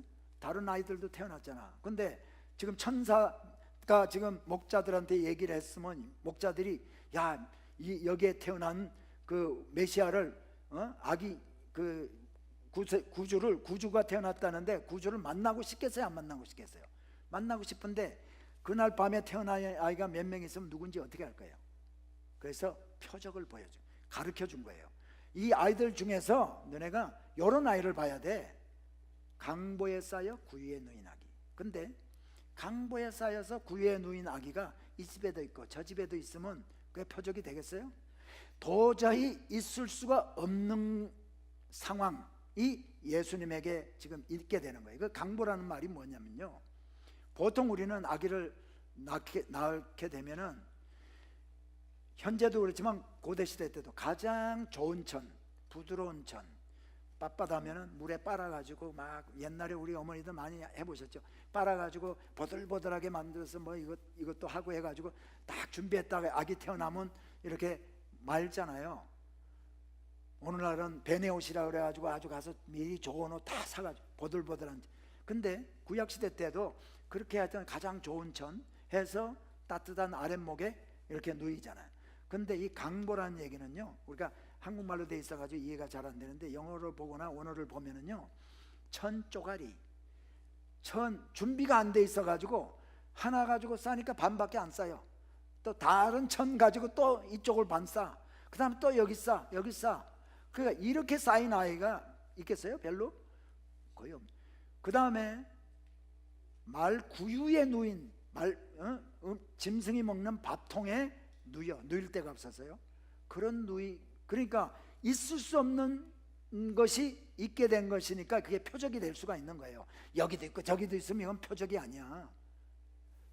자, 그래서 이제 태어납니다. 태어나서요, 천사들이 뭐 몰약과 유향과 이런 걸 이렇게 하고, 그 다음에 예수의 부모가 이제 예루살렘에 비둘기를 드리고 한 이야기가 나옵니다. 그 다음에 이 동방박사 3명 때문에 3명이 헤롯 대왕한테 가가지고 여기 왕이 태어났다 그러니까 나도 좀 가서 좀 만나서 경배하기 원한다 이러면서 죽이려고 해가지고 전부 난 아이들을 다 어디에서 태어난, 베들레헴에서 태어났다 그러니까 거기 난 아이들 몇 세부터 몇 세까지 어린 아이들 다 죽이라고 그러잖아요. 그거를 천사가 알려줬어. 알려줘야지. 왜냐하면 이분이 이 땅에 오셔가지고 사셔가지고 십자가에 달리셔서 우리를 위해서 죽어야 되신 분인데 거기서 허무하게 헤롯 대왕한테 죽을 수가 있겠어요? 그러니까 천사가 알려줘가지고 애굽이라는 곳에 가서 피신해 있다가 헤롯 대왕이 죽고 나서야 천사가 또 알려줍니다. 헤롯이 죽었다고. 그래서 이 고향 땅으로 귀양, 나사렛으로 귀양을 합니다. 여기에요, 괄호 열고 나사렛, 벳 하면 베들레헴, 예 하면 예루살렘이에요. 애 하면 애굽이고 나 하면 나사렛입니다.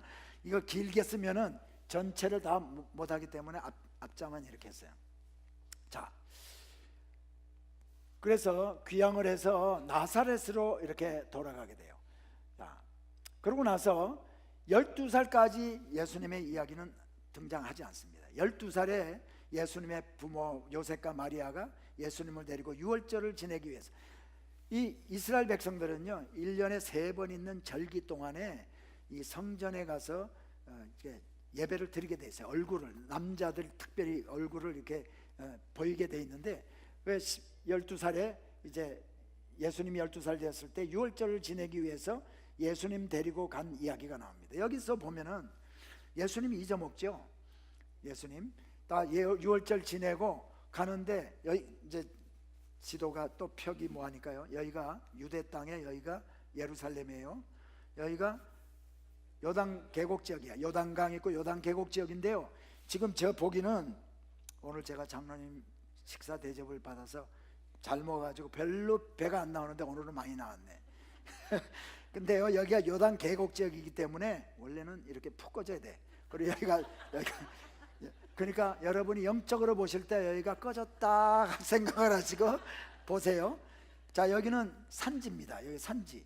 근데 예루살렘은 거의 제일 높은 곳에 있어요. 예루살렘. 그래서 여기에 내려가려면 여리고까지 내려가려면, 예수님이 아까 제가 말씀드렸죠, 유대 백성들은 갈릴리 지역에서 가려면 이 이스라엘 골짜기를 통해서 요단강 옆을 거쳐서 이렇게 가서 여리고에서 다시 언덕으로 올라서 예루살렘을 갔다 그랬죠. 여기서 유월절을 지내고 아침에 떠났겠죠. 아침에 떠나가지고 내려갑니다. 내려가는데요, 이스라엘 백성들도 우리 한국 사람들하고 비슷해. 저도 어릴 때 보면 우리 아버지니까 세 발짝 네 발짝 앞에 가고 우리 어머니는 한 세 발짝 네 발짝 뒤에 따라가면서 우리 아이들을 데리고 이러고 갔어요. 이스라엘 백성들도 남자는 남자끼리 여자는 여자끼리 이렇게 여행할 때 주로 하거든요. 그 이제 가니까 예수가 안 보여. 엄마는 마리아는 아빠하고 같이 가나 보다. 아빠는 애들이니까 엄마가 데리고 가나 보다. 이렇게 하고 아마 갔나 봐. 왜냐하면 3일 만에 만나요. 잃어버린 예수를 3일 만에 성전에 가서 만나거든. 그 이제 위에서 내려가다가 여리고 가서 알게 되는 거예요. 여기가 하루길입니다. 예루살렘에서 여리고까지 걸어서 하루길이에요. 가서 보니까 없어. 그래서 그 이튿날 이제 할 수 없이 어두워졌으니까 주막에서 자고 그 이튿날 다시 올라가서 어두워졌으니까 또 주막에서 하루 자고 그 다음에 그 이튿날 성전에 가서 네가 왜 여기 있냐 이랬더니 내가 아버지 집에 있을 줄을 몰랐습니까 하고 그래서 3일 만에 만나는 이유가 거기 있어요. 그 다음에 또 하나 보면은 강도 맞은 이야기가 누가복음에 나오죠. 예루살렘에서 여리고로 내려가는 길에 강도를 맞습니다. 여기가 그 어떤 분이요 설교하는데 보니까 이러더라고. 이 사람이 신앙생활은 위를 보고 항상 그래야 되는데 내려가니까 강도 맞지 않냐고. 근데요 예루살렘에서 여리고 가려면 볼일 보러 가려면 꼭 내려가야 돼. 왜냐면 여기가 내려가는 길이야. 내려가는 길에 강도를 맞아가지고 거반 죽게 된 사람의 이야기가 납니다. 그 지리를 알고 이거 하면은요 다 이해가 다 되는 일들이 많단 말이죠. 그래서 6월절 지내고 그 다음에 나사렛으로 귀향하고요. 그 다음에 이 12세부터 예수님이 공생애 사역할 때 약 한 그때까지 18년 동안 약 18년 동안 성장기 동안은 얘기가 없어요. 얘기가 없고 예수님 초기 사역 그 다음에 중기 사역 말기 사역이 있는데 자 우리가 예수님의 공생애 사역을 몇 년이라고요? 3년 반이라고 주로 얘기합니다. 근데 왜 3년 반인지 우리가 알 수 있을까요? 그렇죠. 6월절 에브리데이 교회 목사님이 잘 가르치신 것을 내가 알고 있거든.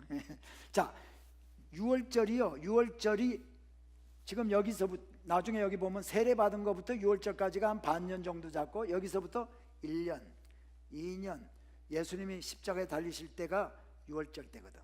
그래서 3년 그래서 1년 2년 3년하고 세례 받는 것부터 6월절까지가 한 반년 해서 3년 반 정도다. 자 세례를 예수님이 이제 공생애 사역할 때 봤는데 이제 세례 요한이 이제 세례를 베풉니다.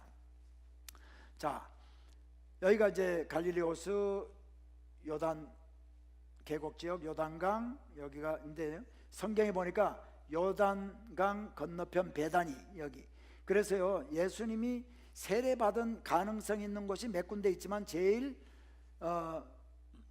우리가 확실하다고 생각하는 곳이 바로 이 베다니 요단강 건너편 베다니 지역 이 지역에 여기서 예수님이 세례를 받은 것으로 우리는 봅니다. 거기 가면은 기념교회도 있고 예전에 거기서 지금부터 뭐 한 1700년 1600년 전에 세례를 베푸던 장소들도 있고 그래요. 그래서 그런 기념교회가 거기 서 있는 것은 벌써 예수님이 여기서 세례를 받은 곳이다 했기 때문에 한 300년 400년 지나서 거기다가 기념교회를 세우고 했거든요. 거기 뭐 교회가 있을 장소가 아니거든. 그런데도 거기에 그런 거 있는 거 보면 그렇단 말이죠. 그래서 여기서 세례를 받는데요. 중요한 것은 세례 받을 때 예수님이 세례 받을 때 성령이 비둘기같이 임하고요. 하늘에서 이는 내 사랑하는 아들이라는 음성이 들립니다.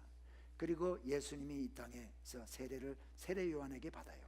자, 우리 하나님을 말을 할 때 삼위일체 하나님이라고 얘기를 해요. 그렇죠? 삼위일체 하나님은 한 분이세요. 하나님은 한 분이야. 뭐 둘, 셋 없어요. 한 분인데 둘이 person이 있대. 에? 여러분 이해가 되세요? 이해가 되는 사람은 나한테 좀 설명 좀 해줘야 돼요. 한 분인데 삼위가 있어. 이거 이해가 안 됩니다. 왜 이해가 안 되냐면요, 이 땅에 그런 존재가 없어요. 하나님 한 분밖에 없어. 그래서 제가 삼위일체가 뭐를 얘기하냐, 그러니까 하나님은 한 분인데 삼위라는 얘기는 한 분은 하나님 아버지가 계시고, 한 분은 성령님 계시고, 한 분은 예수님이 계시다. 그리고 세 분이 하나님인데 이 세 분이 한 분이래. 네?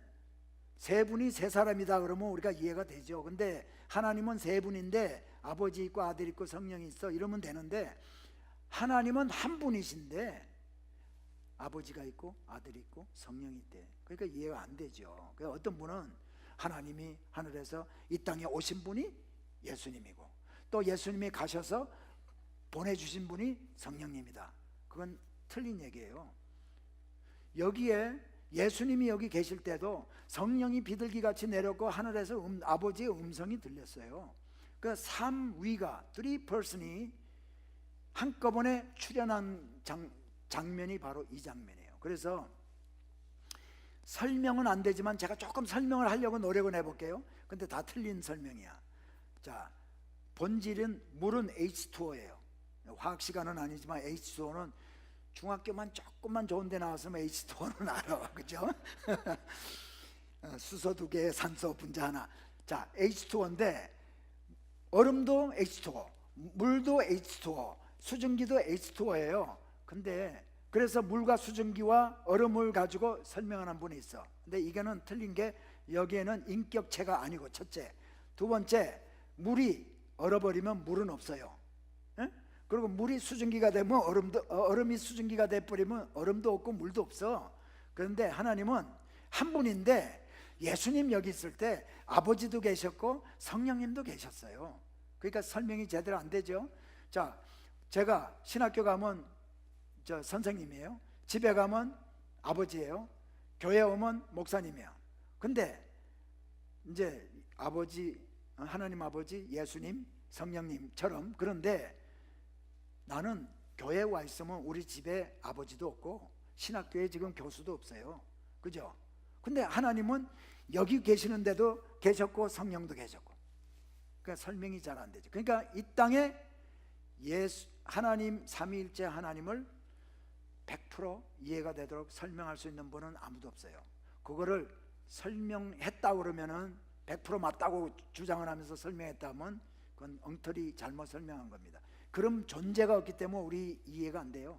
또 하나 이해가 안 되는 게 있어. 예수님은 완전한 인간이며 완전한 하나님이죠. 그러면 그 완전한 인간과 완전한 하나님이 어떻게 한 분 안에 공존했는지 알지를 못해요. 예수님이 어떤 때는 목마르다 그러시고, 어떤 때는 자국께서 너희가 어찌 그렇게 믿음이 없느냐 그러고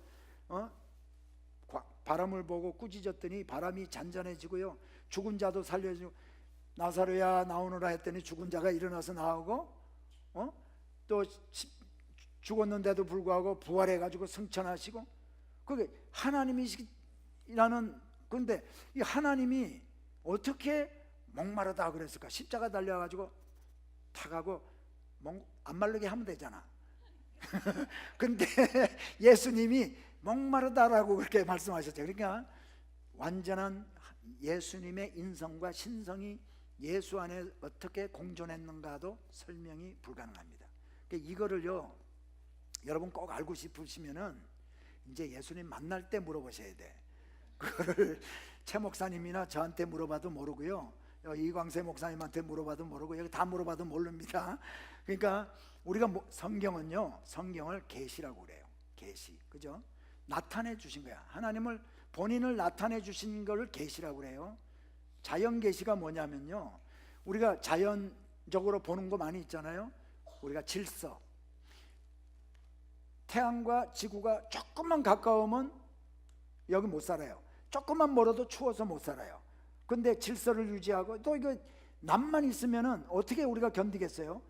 낮도 있다가 밤도 있다가 잠도 자게 하고, 다 이거 보면은 하나님이 살아계신 걸 알 수 있지 않느냐, 이거예요. 물, 우리가 물 여기 먹는 거요, 하나님이 놀랍게 바다에 있는 물을 공중으로 띄워가지고 쫙 보내가지고 저 덴버 있는 데로 보내서 강으로 보내서 뭐 해서 우리가 또 식수 먹잖아요.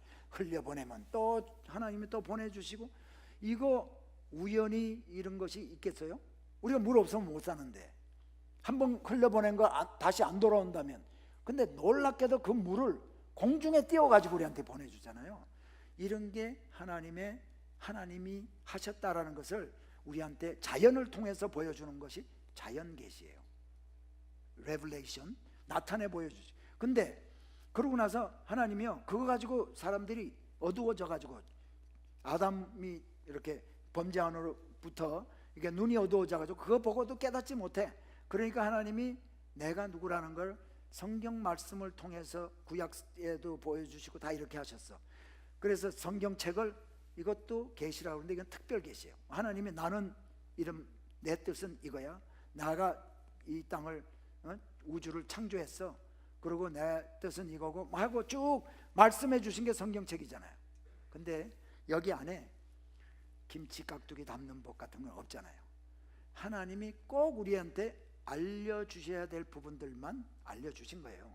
근데 거기에 없는 것들은 우리가 그거를 막 만들어 가지고 막 이렇게 하다 보면 잘못 해석하게 된다는 거죠. 그리고 이거 가지고도 그거 하니까 예수님이, 하나님이신 그분이 이 땅에 직접 오셨어. 그분이 예수님이에요. 오셔서 보여줬어.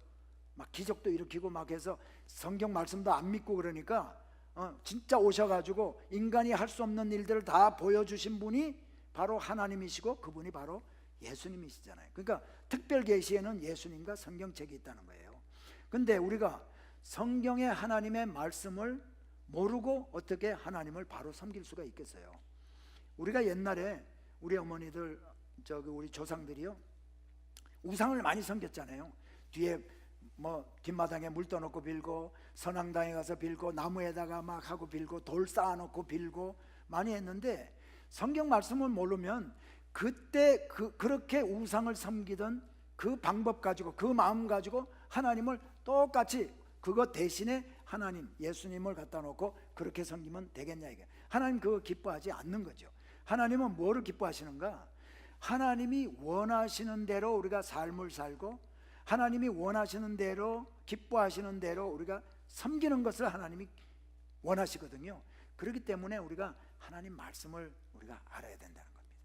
하나님 말씀을 알려니까 주일날 수요 예배, 금요 예배 말씀을 전하는데, 말씀을 해 주실 때 그게 이제 뭐 북왕국 남왕국 얘기하면 북왕국이 북조선하고 가까운가 뭐 이렇게 되면 왜 북왕국 남왕국이 갈라지게 됐는지, 하나님이 왜 갈라놓으셨는지, 왜 북왕국이 멸망당하고 왜 남왕국이 이런 것도 우리가 전체적으로 알아야 되는 이유가 거기 있고, 복음이 뭔지를 좀 알고, 또 복음의 설명인 바울 서신서라든가 서신서를 통해서 그 사람들에게 주신 말씀이 어떤 말씀이라는 걸 알아야 성경을 바로 이해하고 바로 해석하고 그 말씀대로 살 수 있지 않겠어요? 그래서 그걸 좀 도와드리기 위해서 뼈대만 세워드리는 거예요. 전체적인 거 어떻게 그걸 지금 8시간에 27권 책을, 신약을 다 하겠어요? 거기서 여러분에게 그 프레임만 잡아드려서 그렇구나 하고, 그때부터 이제 여러분이 성경을 개인적으로 읽고 말씀드릴 때 도움이 될 수 있도록 그렇게 한단 말이죠. 그래서 예수님이 세례받고 나서 그때부터 공생의 3년 반이 시작이 되는 거예요. 그리고 시험, 금식 40일 금식을 할 때 시험 당합니다. 시험 당할 때 예수님도 말씀으로 시험을 이겼어요. 자, 그 다음에 5 제자를 부르는 이야기가 나옵니다. 자, 세례 요한이 제자들과 함께 요단강 건너편 베다니에서 있을 때 예수님이 지나가는 것을 보고 보라, 세상 죄를 지고 가는 하나님의 어린 양이로다 이렇게 얘기하고, 또 그 이튿날 2 제자와 함께 있다가 예수님 지나가는 걸 보고 세례 요한이 얘기를 합니다. 그랬더니 2 제자가 예수님께 갑니다. 찾아갑니다. 가서 그 중에 한 사람 이름은 나오지 않고요, 한 사람은 안드레야, 베드로의 형제 안드레가 이제 예수님을 만납니다. 그리고 이 안드레가요, 베드로를 찾아가서 자기 형제 베드로를 내가 메시아를 만났다 그래가지고 베드로를 또 데리고 와요, 예수님에게. 그리고 3명이 지금 예수님 만났습니다. 한 사람은 이름이 밝혀지지 않는 사람하고 3 사람이야. 그 이튿날 아침에 지나가다가 베세다 사람인 빌립을 만나게 돼요. 그래서 빌립이 또 가서 나다나엘을 데리고 옵니다. 그래서 지금 5명이 제자가 되는 거예요. 이 사람들은 원래 특별히 안드레와 여기서 이름이 기록되지 않는 사람 한 사람은 사도 요한이에요. 사도 요한은 세례 요한의 제자였어요. 근데 그때부터 예수님을 이제 쫓게 되는 거예요. 그래서 5 제자를 부르는 이야기가 요한복음 1장에 나와요. 이게 그런데 마태복음에 보면은 여러분, 마태복음에 보면요 4 제자를 부르는 이야기가 나옵니다. 자, 예수님이 지나가시다가 그물을 던지며 갈릴리 호수에서 물고기를 잡고 있는 베드로와 안드레에게 나를 따라오너라, 내가 사람을 낚는 어부가 되게 하리라. 그랬더니 그들이 그 즉시로 그물을 버려두고 예수를 쫓았어요. 그 얼마 있다가 조금 가다가 보니까 또 야고보와 요한이 아버지 이름이 세베대인데 세베대의 배에서 그물을 깃고 있었어요. 그물을 깃고 있다가 예수님이 나타나 가지고 내가 사람을 낚는 어부가 되게 하리라, 나를 따라오라 그랬더니 그들이 아버지와 배를 버려두고 예수님을 쫓아. 저는요 이 마태복음의 이 장면을 보고 야, 저들이 미쳤구나. 어떻게 예수가 나타나서 누군지도 모르는데 나를 따라오너라, 내가 사람을 낚는 어부가 되게 하리라 했더니 그물 버려두고 생업도 다 버려두고 말이야, 어떻게 쫓아갈 수 있었는가. 그리고 또 요한복음에 보면 또 이 장면이 나와. 그럼 성경이 2개 틀린 거를 얘기하고 있네.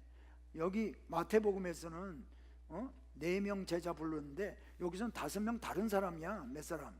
그러니까 성경이 틀리네, 이렇게 생각한 적도 있었어요. 근데 그게 아니라 성경을 잘 읽어보니까 제일 먼저 부른 장면이 여기야. 근데 이때 예수의 제자가 됐어요. 근데 예수님이 뭐 그때부터 풀타임으로 데리고 다닌 게 아니라 갈릴리 쪽에 가서 집에 가서 다 흩어져서 있다가, 그러니까 이 5명 만났던 이 5명은 예수님이 누군지 알잖아요.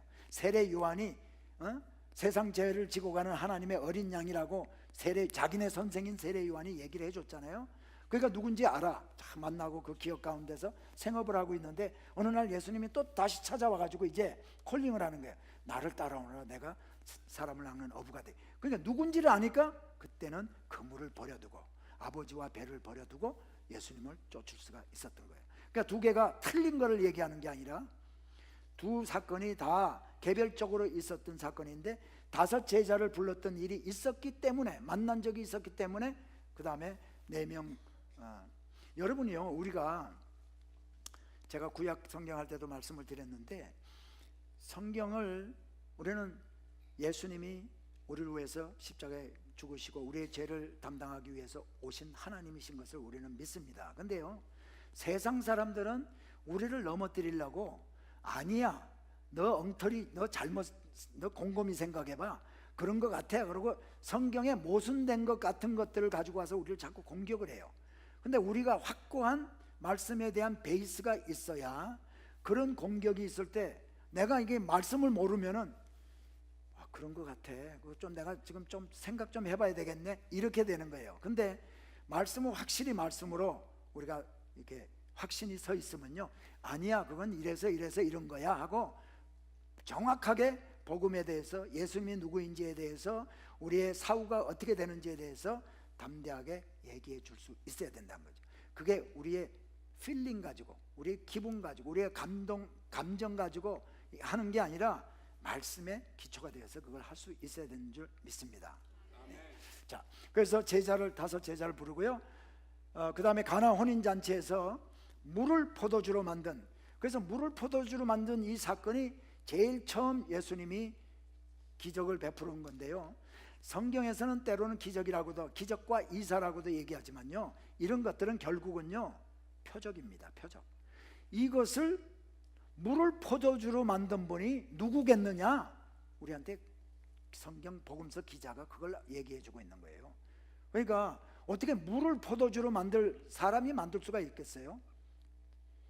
예수님이 제자들과 함께 저편으로 건너가자 했을 때 배 타고 가다가 광풍을 만납니다. 그래가지고 막 배에 물이 들어오게 되니까 제자들이 예수님 주무시고 계시는데, 고물에 주무시고 계시는데 예수님을 깨웁니다. 우리가 죽게 됐는데 돌아보지 아니하시나이까? 이것도 아마 제가 볼 때는 점잖게 한 얘기 같아. 제자들이 아마 이랬을 거예요. 예수님, 선생님, 우리가 죽게 됐는데 자빠져서 잠만 주무십니까? 아마 그런 정도로 다급했을 거예요. 왜? 물은 막 들어오고 막. 근데 예수님은 선생이라는 분이 콜콜 잠만 주무시니까. 그래서 일어나서 너희가 어찌 믿음이 적으냐, 또는 어떤 성경에 믿음이 없느냐라고 얘기하시고 광풍을 꾸짖습니다. 꾸짖었더니 광풍이 잔잔하게 됐어요. 그랬더니 반응이, 제자들이 저가 뉘길래 바람도 순종하는 거. 이게 무슨 얘기예요? 그 바람을 꾸짖어서 잠잠케 하신 분이 누구일까? 그분이 바로 하나님 아니면 이런 일이 있을 수가 있을까 하는 걸 우리에게 알려주는 겁니다. 이런 것들을 그래서 표적이라고 그러는 거예요. 표적. 구약시대 때도요 표적이 많아요. 표적 보여달라고 한 대표적인 인물이 기드온 같은 사람 아니에요? 기드온이 큰 용사여, 너가 내 힘을 의지하고 가서 이스라엘을 미디안으로부터 구원하라 그랬더니 나중에 이제 뭐 대화가 있다가 내가 그러면 양털을 가지고 올 테니까요 양털만 젓고 마당은 젓지 않게 해주세요. 그거 이랬더니 한 번만 더 해주세요. 이번에는 양털은 안 젓고 마당만 젓게 해주세요. 이런 식의, 그게 뭐냐, 하나님이라면 이런 거 할 수 있지 않습니까? 하나님이 나를 보내가지고 미디안하고 전쟁하게 해주신다면 하나님이 나를 보냈다는 걸 표적을 보여주세요, 이 얘기거든요. 그래서 성경에 나타나는 이런 이야기들은 다 표적이다, 그렇게 보시면 돼요.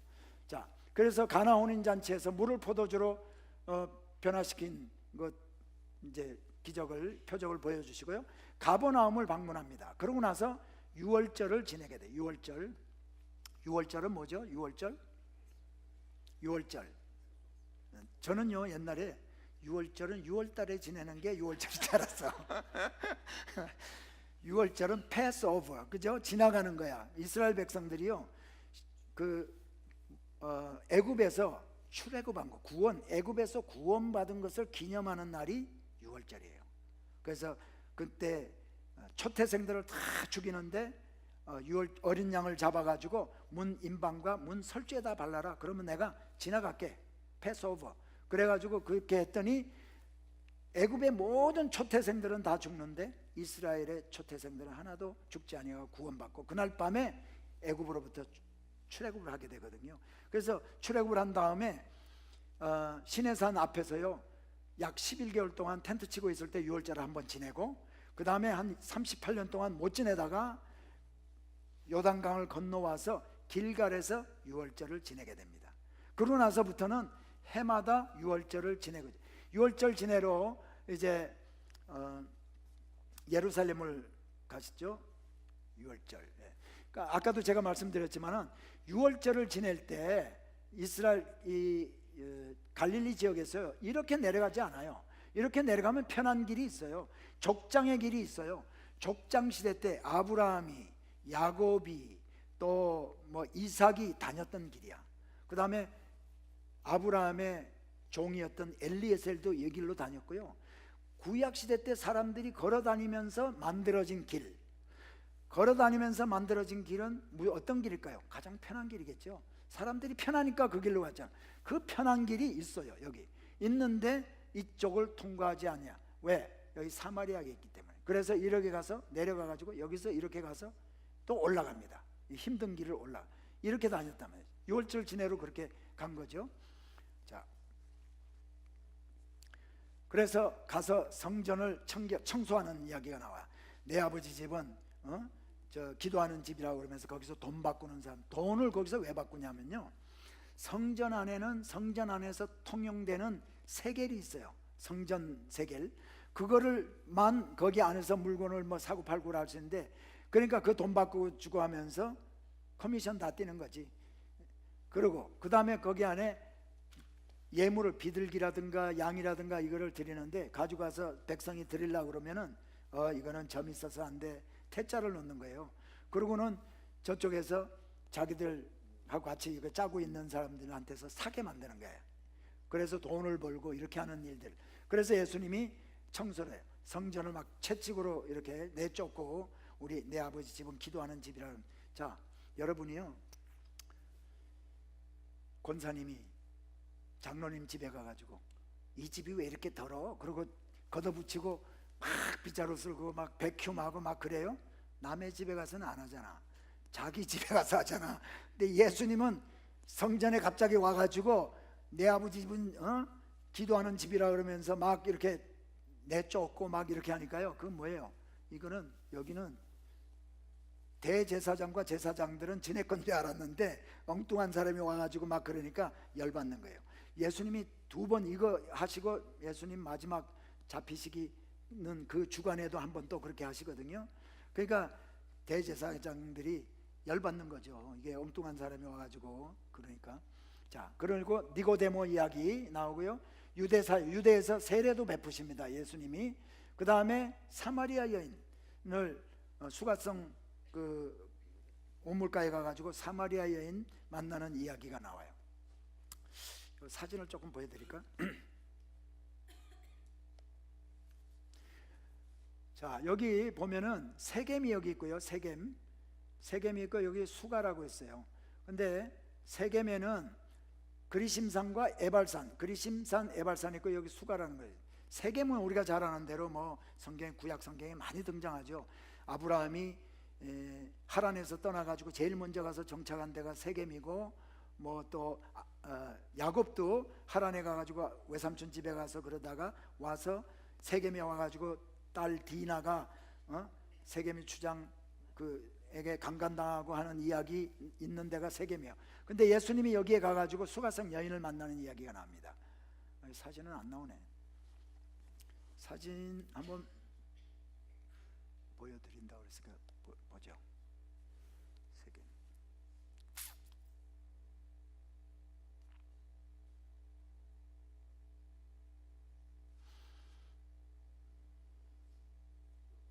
응? 왜 내가 못 찾지 이거를? 예.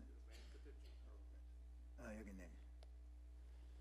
자, 여기가요, 동편의 동쪽에서 서쪽을 보면서 세겜을 보면서 찍은 사진이에요. 이 산이 그리심산, 이 산이 에발산입니다. 이건 축복의 산, 또 저주의 산. 왜 그러냐니까 그 여호수아가 가나안 땅에 들어와가지고 백성들을 데리고 가가지고 백성들 한 반은 이 그리심산 앞에 서게 하고 또 한 반은 에발산 쪽에 서게 해가지고요, 그 신명기에 나오는 축복과 저주의 말씀을 그리심산에 있는 사람들한테는 축복의 말씀을 낭독하게 했고, 에발산 앞에 쓴 사람에게는 저주의 말을 이제 낭독하게 했어요. 선포하게 했어요. 제가 이제 이게 올해도 제가 여기 갔다 왔고 2000년도에 갔었는데요. 신학생들을 이제 여기서 이쪽 산 언덕에는 안 쓰고 여기에서 양쪽으로 놓아가지고 우리도 그거 한번 읽자 해가지고 쓰라고 그랬더니 전부 다 그리심산 쪽에 가서 다 쓰는 거예요. 에발산 쪽에는 하나도 안 쓰고. 저주하는 말은 하기 싫다는 거죠. 자, 그리고 여기가 지금은 여기에 이제 뭐 유적들도 많고 그런데 여기가 그리심산, 여기 에발산, 여기가 세겜이 여기 있고요. 세겜 보면은 세겜의 유적이 지금 이겁니다. 그래서 아브라함이 왔을 때 보았을 만한 벽이, 성벽이 이거고, 여기에는 바알 신전도 이렇게 있었고요. 이게 이제 세겜 바알 신전. 근데 여기 지금은 이 건물이, 제가 올해 가서 그리심산 쪽에서 이걸 내려다 봤더니 교회 건물이 다 돼 있더라고요. 근데 요게 교회 건물이 여기 왜 섰냐면 여기에 야곱의 운물이 이 땅 속에 있어요. 그래서 이쪽으로 한쪽으로 들어가서 이쪽으로 나오는 출구, 입구고 출구인데 이제 그때는 건물을 짓고 있더라고요. 그래서 우리가 들어가 봤는데 들어가면 이런 게 있어요. 그래서 이 운물을 야곱의 운물이라고 그러면서 이제 그냥 알려지기는 예수님이 가서 수가성 여인을 만났던 그 운물이다. 근데 그 100%는 이런 것들은 100% 이제 고증이 없는 거예요. 그러나 하여튼 이런 것이 오래된 수천 년 정도 된 이런 운물이니까 돌을 이렇게 깎아가지고 만든 운물이니까요. 예. 그래서 텔 세겜에서 그리심산을 보고, 자 사마리아 여인 만나는 이야기.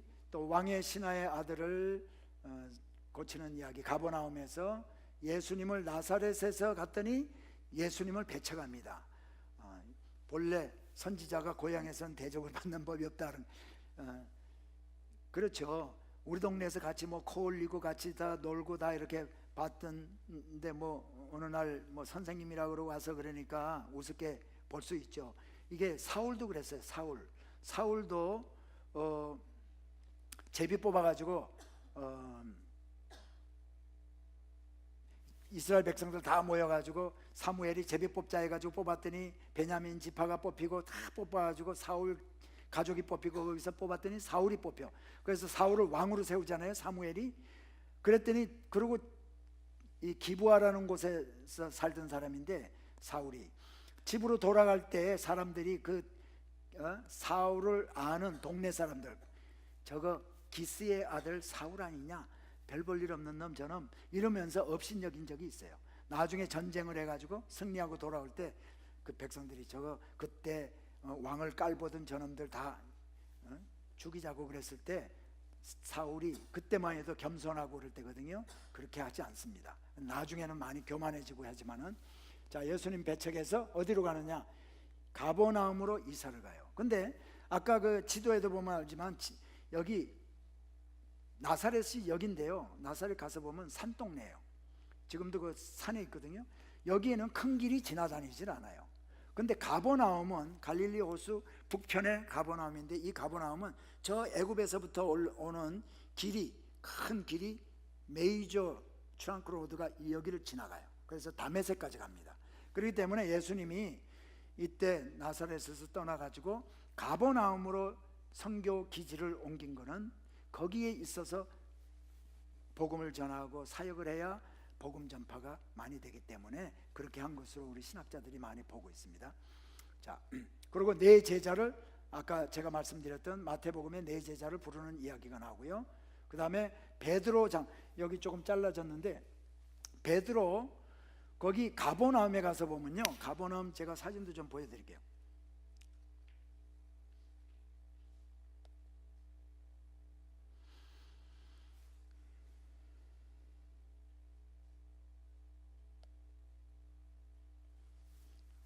자, 여기가 갈릴리 호수에서 가버나움 쪽을 보고 찍은 사진이에요.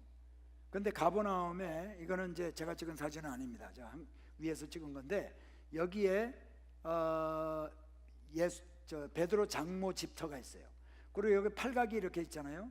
이 팔각이 고대 시대 때 여기에 교회가 있었어요. 기념교회가 있었는데 기념교회가 다 허물어지고 했다가 지금 가면 여기에 팔각으로 만든 또 교회가, 지금 기념교회가 서 있습니다. 그 위에. 근데 밑에 기둥을 이렇게 해가지고 기둥 위에다가 건물을 해서, 왜? 밑에 유적을 보호하기 위해서 건물을 공중에다 띄워놨어요.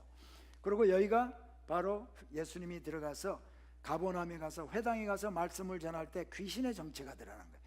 예수님이 귀신아 나오너라 그러지도 않았는데 말씀 전하니까 귀신의 정체가 드러나요. 그런 일이 있고, 그 다음에 예수님이 여기서 나와가지고 이 베드로 장모 집에 갑니다. 그리고 이 앞에는 이게 주택들이고, 근데 여기도 보면 다 이제 주택들이 다 있었죠. 발굴이 요만큼만 지금 돼 있는 거예요. 근데 베드로 장모 집에 가니까 베드로 장모가 열병을 앓고 있었어요. 근데 예수님이 가서 손을 잡아서 일으키시니 그 시로 시중 들더라, 일어나서 그 시로 시중 들더라라는 기록이 있단 말이죠, 복음서에. 이게 무슨 얘기냐면요, 고대 시대 때는 열병, 문둥병, 이거는 하나님의 저주로 인한 병으로 여겼어요. 그러니까 하나님의 저주로 인해서 생긴 병이 열병인데, 그 병을 예수님이 그냥 잡아서 일으키니까 고침받았어. 그 시로 인해서 얼마나 고침을 확실하게 받았는지, 그 시로 일어나서 밥도 차려드리고 뭐 다 시중을 들어줬어. 그러니까 완전하게 고쳤다는 얘기죠. 누굴까? 하나님의 저주로 인한 병을 걸린 사람을 고쳐준 분이 누구겠어요? 하나님이시다. 하나님 아니고서야 어떻게 그럴 수가 있느냐. 이거를 우리한테 알려주는 겁니다. 그래서 지금 이게 가버나움, 그래서 이게 회당, 가버나움에 있는 회당이고요. 이 회당은 예수님 당시에 있었던 회당 위에 세워진 3세기 4세기 때 회당입니다. 그래서 회당인데 여기 보면 이 밑에 까만 벽돌 있잖아요. 까만 돌 있잖아요. 이게 현무암이에요. 현무암. 그리고 위에는 석회석인데 원래는 예수님 당시에는 이 회당이 이런 현무암, 화산석으로 되어 있는, 예? 가만히 있어. 화산석으로 되어 있는 이 검은 돌이야. 여기에 갈릴리 호수 북쪽에요, 산이 여기 생겼어요. 이 산은 화산이 터져가지고 돌을 막 해가지고 여기 산이 됐어요. 여기 성경에 보니까 예수님이 팔복에 대해서 말씀을 하신 적이 있죠. 그때 뭐라고 했냐면 제자들 데리고 산에 올라가 앉으시니 무리들이 나온지라. 그래서 예수님이 거기서 산에서 말씀을 전할 때 그 8가지 팔복에 대해서 얘기했잖아요. 그 산인데 그 산이 바로 이제 이 가버나움 밑에 있는 이런 산이에요. 근데 여기가 바로 옛날, 그래서 그 당시에는 거기는 검은 돌, 현무암이 많아요. 그 했는데 그걸로 다 지었었는데 그게 허물어지고 나서 3세기 4세기 때 하얀 돌로 석회석으로 다시 만든 회당이야. 그러니까 예수님 당시의 기초죠. 회당의 기초. 그리고 여기에 이게 뭐 연자 맷돌, 거기 가니까 연자 맷돌이 많아요. 이것도 연자 맷돌이에요. 짝대기 이렇게 해가지고 여기다가 뭐 콩이나 이런 거 돌리면은 이제 되는 거죠. 이 연자 맷돌, 이 소자 중 하나를 실족케 하면 이 연자 맷돌을 메고 바다에 던지음이 나으리라. 예수님 말씀하셨잖아요. 예수님은 말씀하실 때, 설교 말씀하실 때 늘 주위에 있는 거 가지고, 소재를 주위에 있는 거 가지고 다 하셨어요. 설교집에서, 예화집에서 꺼내지 않고, 저는 예화집에서도 꺼내는데 예수님은 그 필요가 없어요.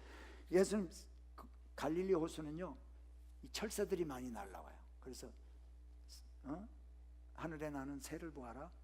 뭐 참새 한 마리가 몇 아셀은 아니면은 뭐 좀 말씀하시죠. 그 다음에 들에 있는 풀을 보아라 이렇게 얘기하시고, 또 이 연자 맷돌 이런 거 하나 메고 바다에 던지면 나올 생각하지 말아야 돼. 집에서 옛날에 하던 연자 맷돌 아니에요. 이런 연자 맷돌 보고 예수님이 말씀하신 겁니다. 그러니까 실족시키면 안 된단 말이지. 교회에서 누가 성도들 실족시키는지 아세요? 대부분 자기가 전도해 온 사람 지가 실족시켜가지고 내보내더라고. 감동이 있는 분들이 웃으시는 것 같아요. 자, 그리고 여기 보니까 이게 이스라엘의 그 당시의 집들이요, 이렇게 해요. 이런 나무 같은 걸로 얼기설기하고 위에 흙을 덮어가지고 이렇게 있거든요. 그러니까 예수님 때 그 친구들이 중풍병자를 메고 와가지고 지붕을 뜯고 하잖아요. 스라브 집이라든가 뭐 이런 집 같으면 뜯을 수 있겠어요? 이런 거니까 이렇게 해가지고 다. 네. 이게 바로 예수님 장모집 위에 지금 새로 지어져 있는 교회입니다. 기념교회, 프란시스칸 처치죠. 예수님 장모님 집터.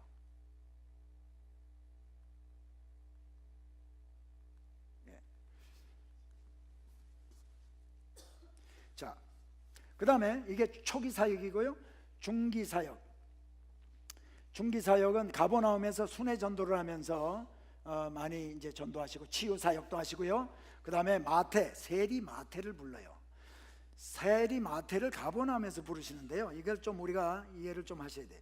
자, 성경에 보니까 세리 마태를 부르잖아요. 부르는데 그 당시에 세금 걷어들이는 사람들이 주로 어디에 있었냐면요, 국경 지역. 그러니까 이게 국경이라고 하면은 여기가 지금 빌립이 통치하는 데고, 여기는 안티파가 통치하는 데고, 여기는 뭐예요? 여기는 로마 총독이 통치하는 데잖아요. 그러니까 여기가 국경 지역이야. 그러니까요, 여기 가버나움이 여기 있거든요. 그러니까 이쪽에서 물건이 일로 가고 이쪽에서 물건이 이렇게 가면요, 세금을 다 받았어요. 세리는 세금 받아서 지가 총독에게 정부에다가 줄 거 주고, 자기가 많이 뛰면은 많이 자기가 먹고, 그러니까 세리가 아주 나쁜 짓을 많이 했죠. 그러니까 이 세리 마태를 제자로 부르는데 가버나움에서 했거든요. 거기가 경계선이거든요. 그 가버나움 쪽을 통해서 이렇게 사람들도 왕래도 있고 그렇기 때문에 거기서 이제 마태를 부릅니다. 마태를 부르고 유월절 지내로 또 예루살렘으로 예수님 내려가시고 베데스다의 기적, 우리가 잘 알죠. 물이 동할 때 천사가 내려서 물이 동할 때 이렇게 하는데 안전병이 된 사람이 못 고치고 있을 때 예수님이 한 거. 그 다음에 가버나움으로 또 가시고 12제자를 확정하시고 산상수훈을 이제 산에 올라가셔서 제자들에게 팔복에 대해서 이제 하는데 이거를 팔복산이라고 그래요. 팔복산. 그래서 여기 위에 팔복 기념교회가 있어요. 기념교회. 이게 기념교회고 이게 산 언덕. 예수님이 이 언덕에 올라와서 제자들을 데리고 올라와 가지고 말씀을 8가지 복에 대한 말씀을 하신 것으로 이제 보는 거죠. 그래서 그 기념교회가 거기 서 있습니다. 그래서 위에서 팔복교회에서 아래 갈릴리 호수를 보면서 내려다보면서 이제 찍은 사진이고요. 예. 팔복산 언덕. 그러니까 이런 데 보면 여기에 아주 꽃들도 많고요. 철새도 많고. 팔복교회. 여기 안에 위에 보면은 이게 8각으로 돼 있어 가지고 안쪽에 여기 8가지 복에 대해서 라틴어로 이렇게 다 써 있습니다. 네.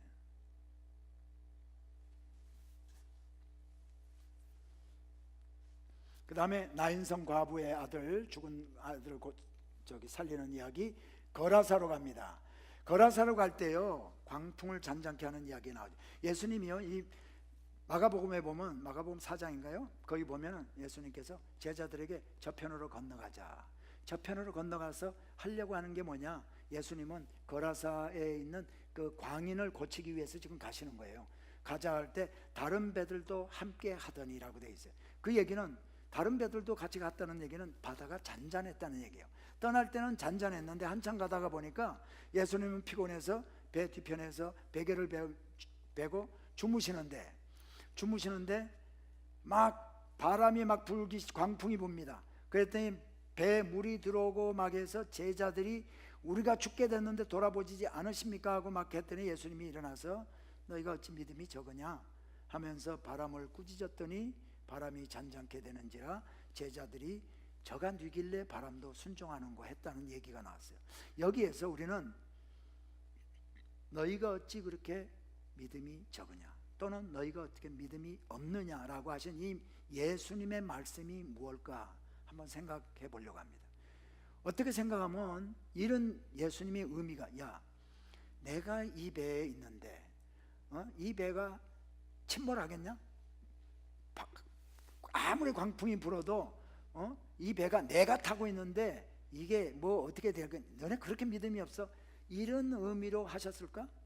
아니면 또 다른 의미가 있었을까? 보통은 우리가 그런 의미로 생각을 해요. 그런데 예수님이요 지금 바람을 보고 꾸짖었습니다.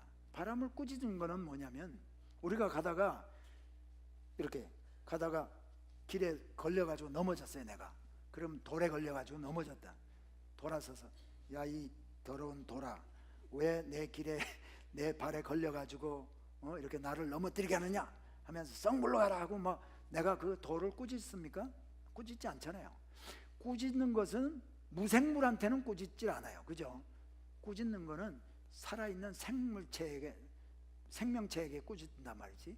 성경에 꾸짖는다는 단어를 쓴 다른 단어를 볼 때 사탄과 귀신의 정체, 악의 악령들을 꾸짖을 때 늘 꾸짖다는 단어를 썼어요. 그 얘기는 바람을 일으키는 그 배후의 세력을 꾸짖은 거예요. 그랬더니 그러니까 바람을 일으키는 바람을 꾸짖은 게 아니고 바람 뒤에서 바람을 작용하게 해서 우리를 방해하는 내가 가려고 하는 이 길을 방해하는 악의 세력을 꾸짖은 거거든요. 근데 예수님이 지금 하려고 하는 게 귀신 들린 자를 온전케 하고 회복시키기 위해서 가는 거예요. 그러니까 제자들에게 너희가 어떻게 그렇게 믿음이 없냐는 거는 너희가 귀신을 제어하는 권세를 주고 다 이렇게 했는데도 불구하고 왜 너희들은 그 권세를 사용하지 못하느냐 하는 의미로 예수님께서 너희가 어떻게 믿음이 적으냐. 특별히 우리가 주의 일을 하고 하나님의 일을 우리가 꼭 목사님이나 전도사님이나 뭐 장로님이 아니더라도 우리 모두에게는 하나님이 주신 사명들이 다 있잖아요.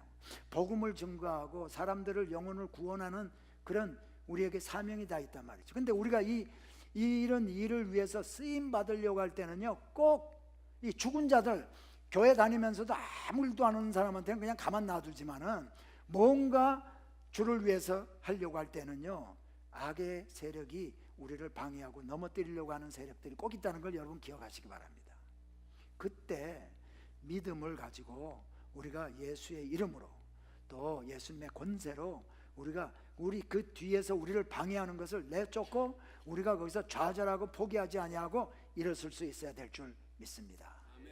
이거는 꼭 죄의 종들 뿐만이 아니라 사명은요, 이 사명은 우리 모두에게 다 주신 사명이에요.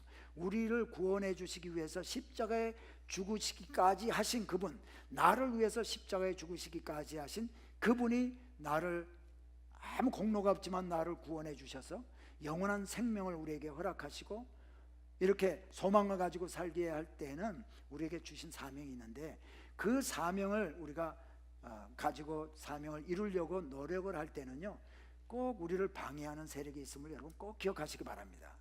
그때마다 믿음을 가지고 선포를 하고 하는데, 중요한 것은 이겁니다.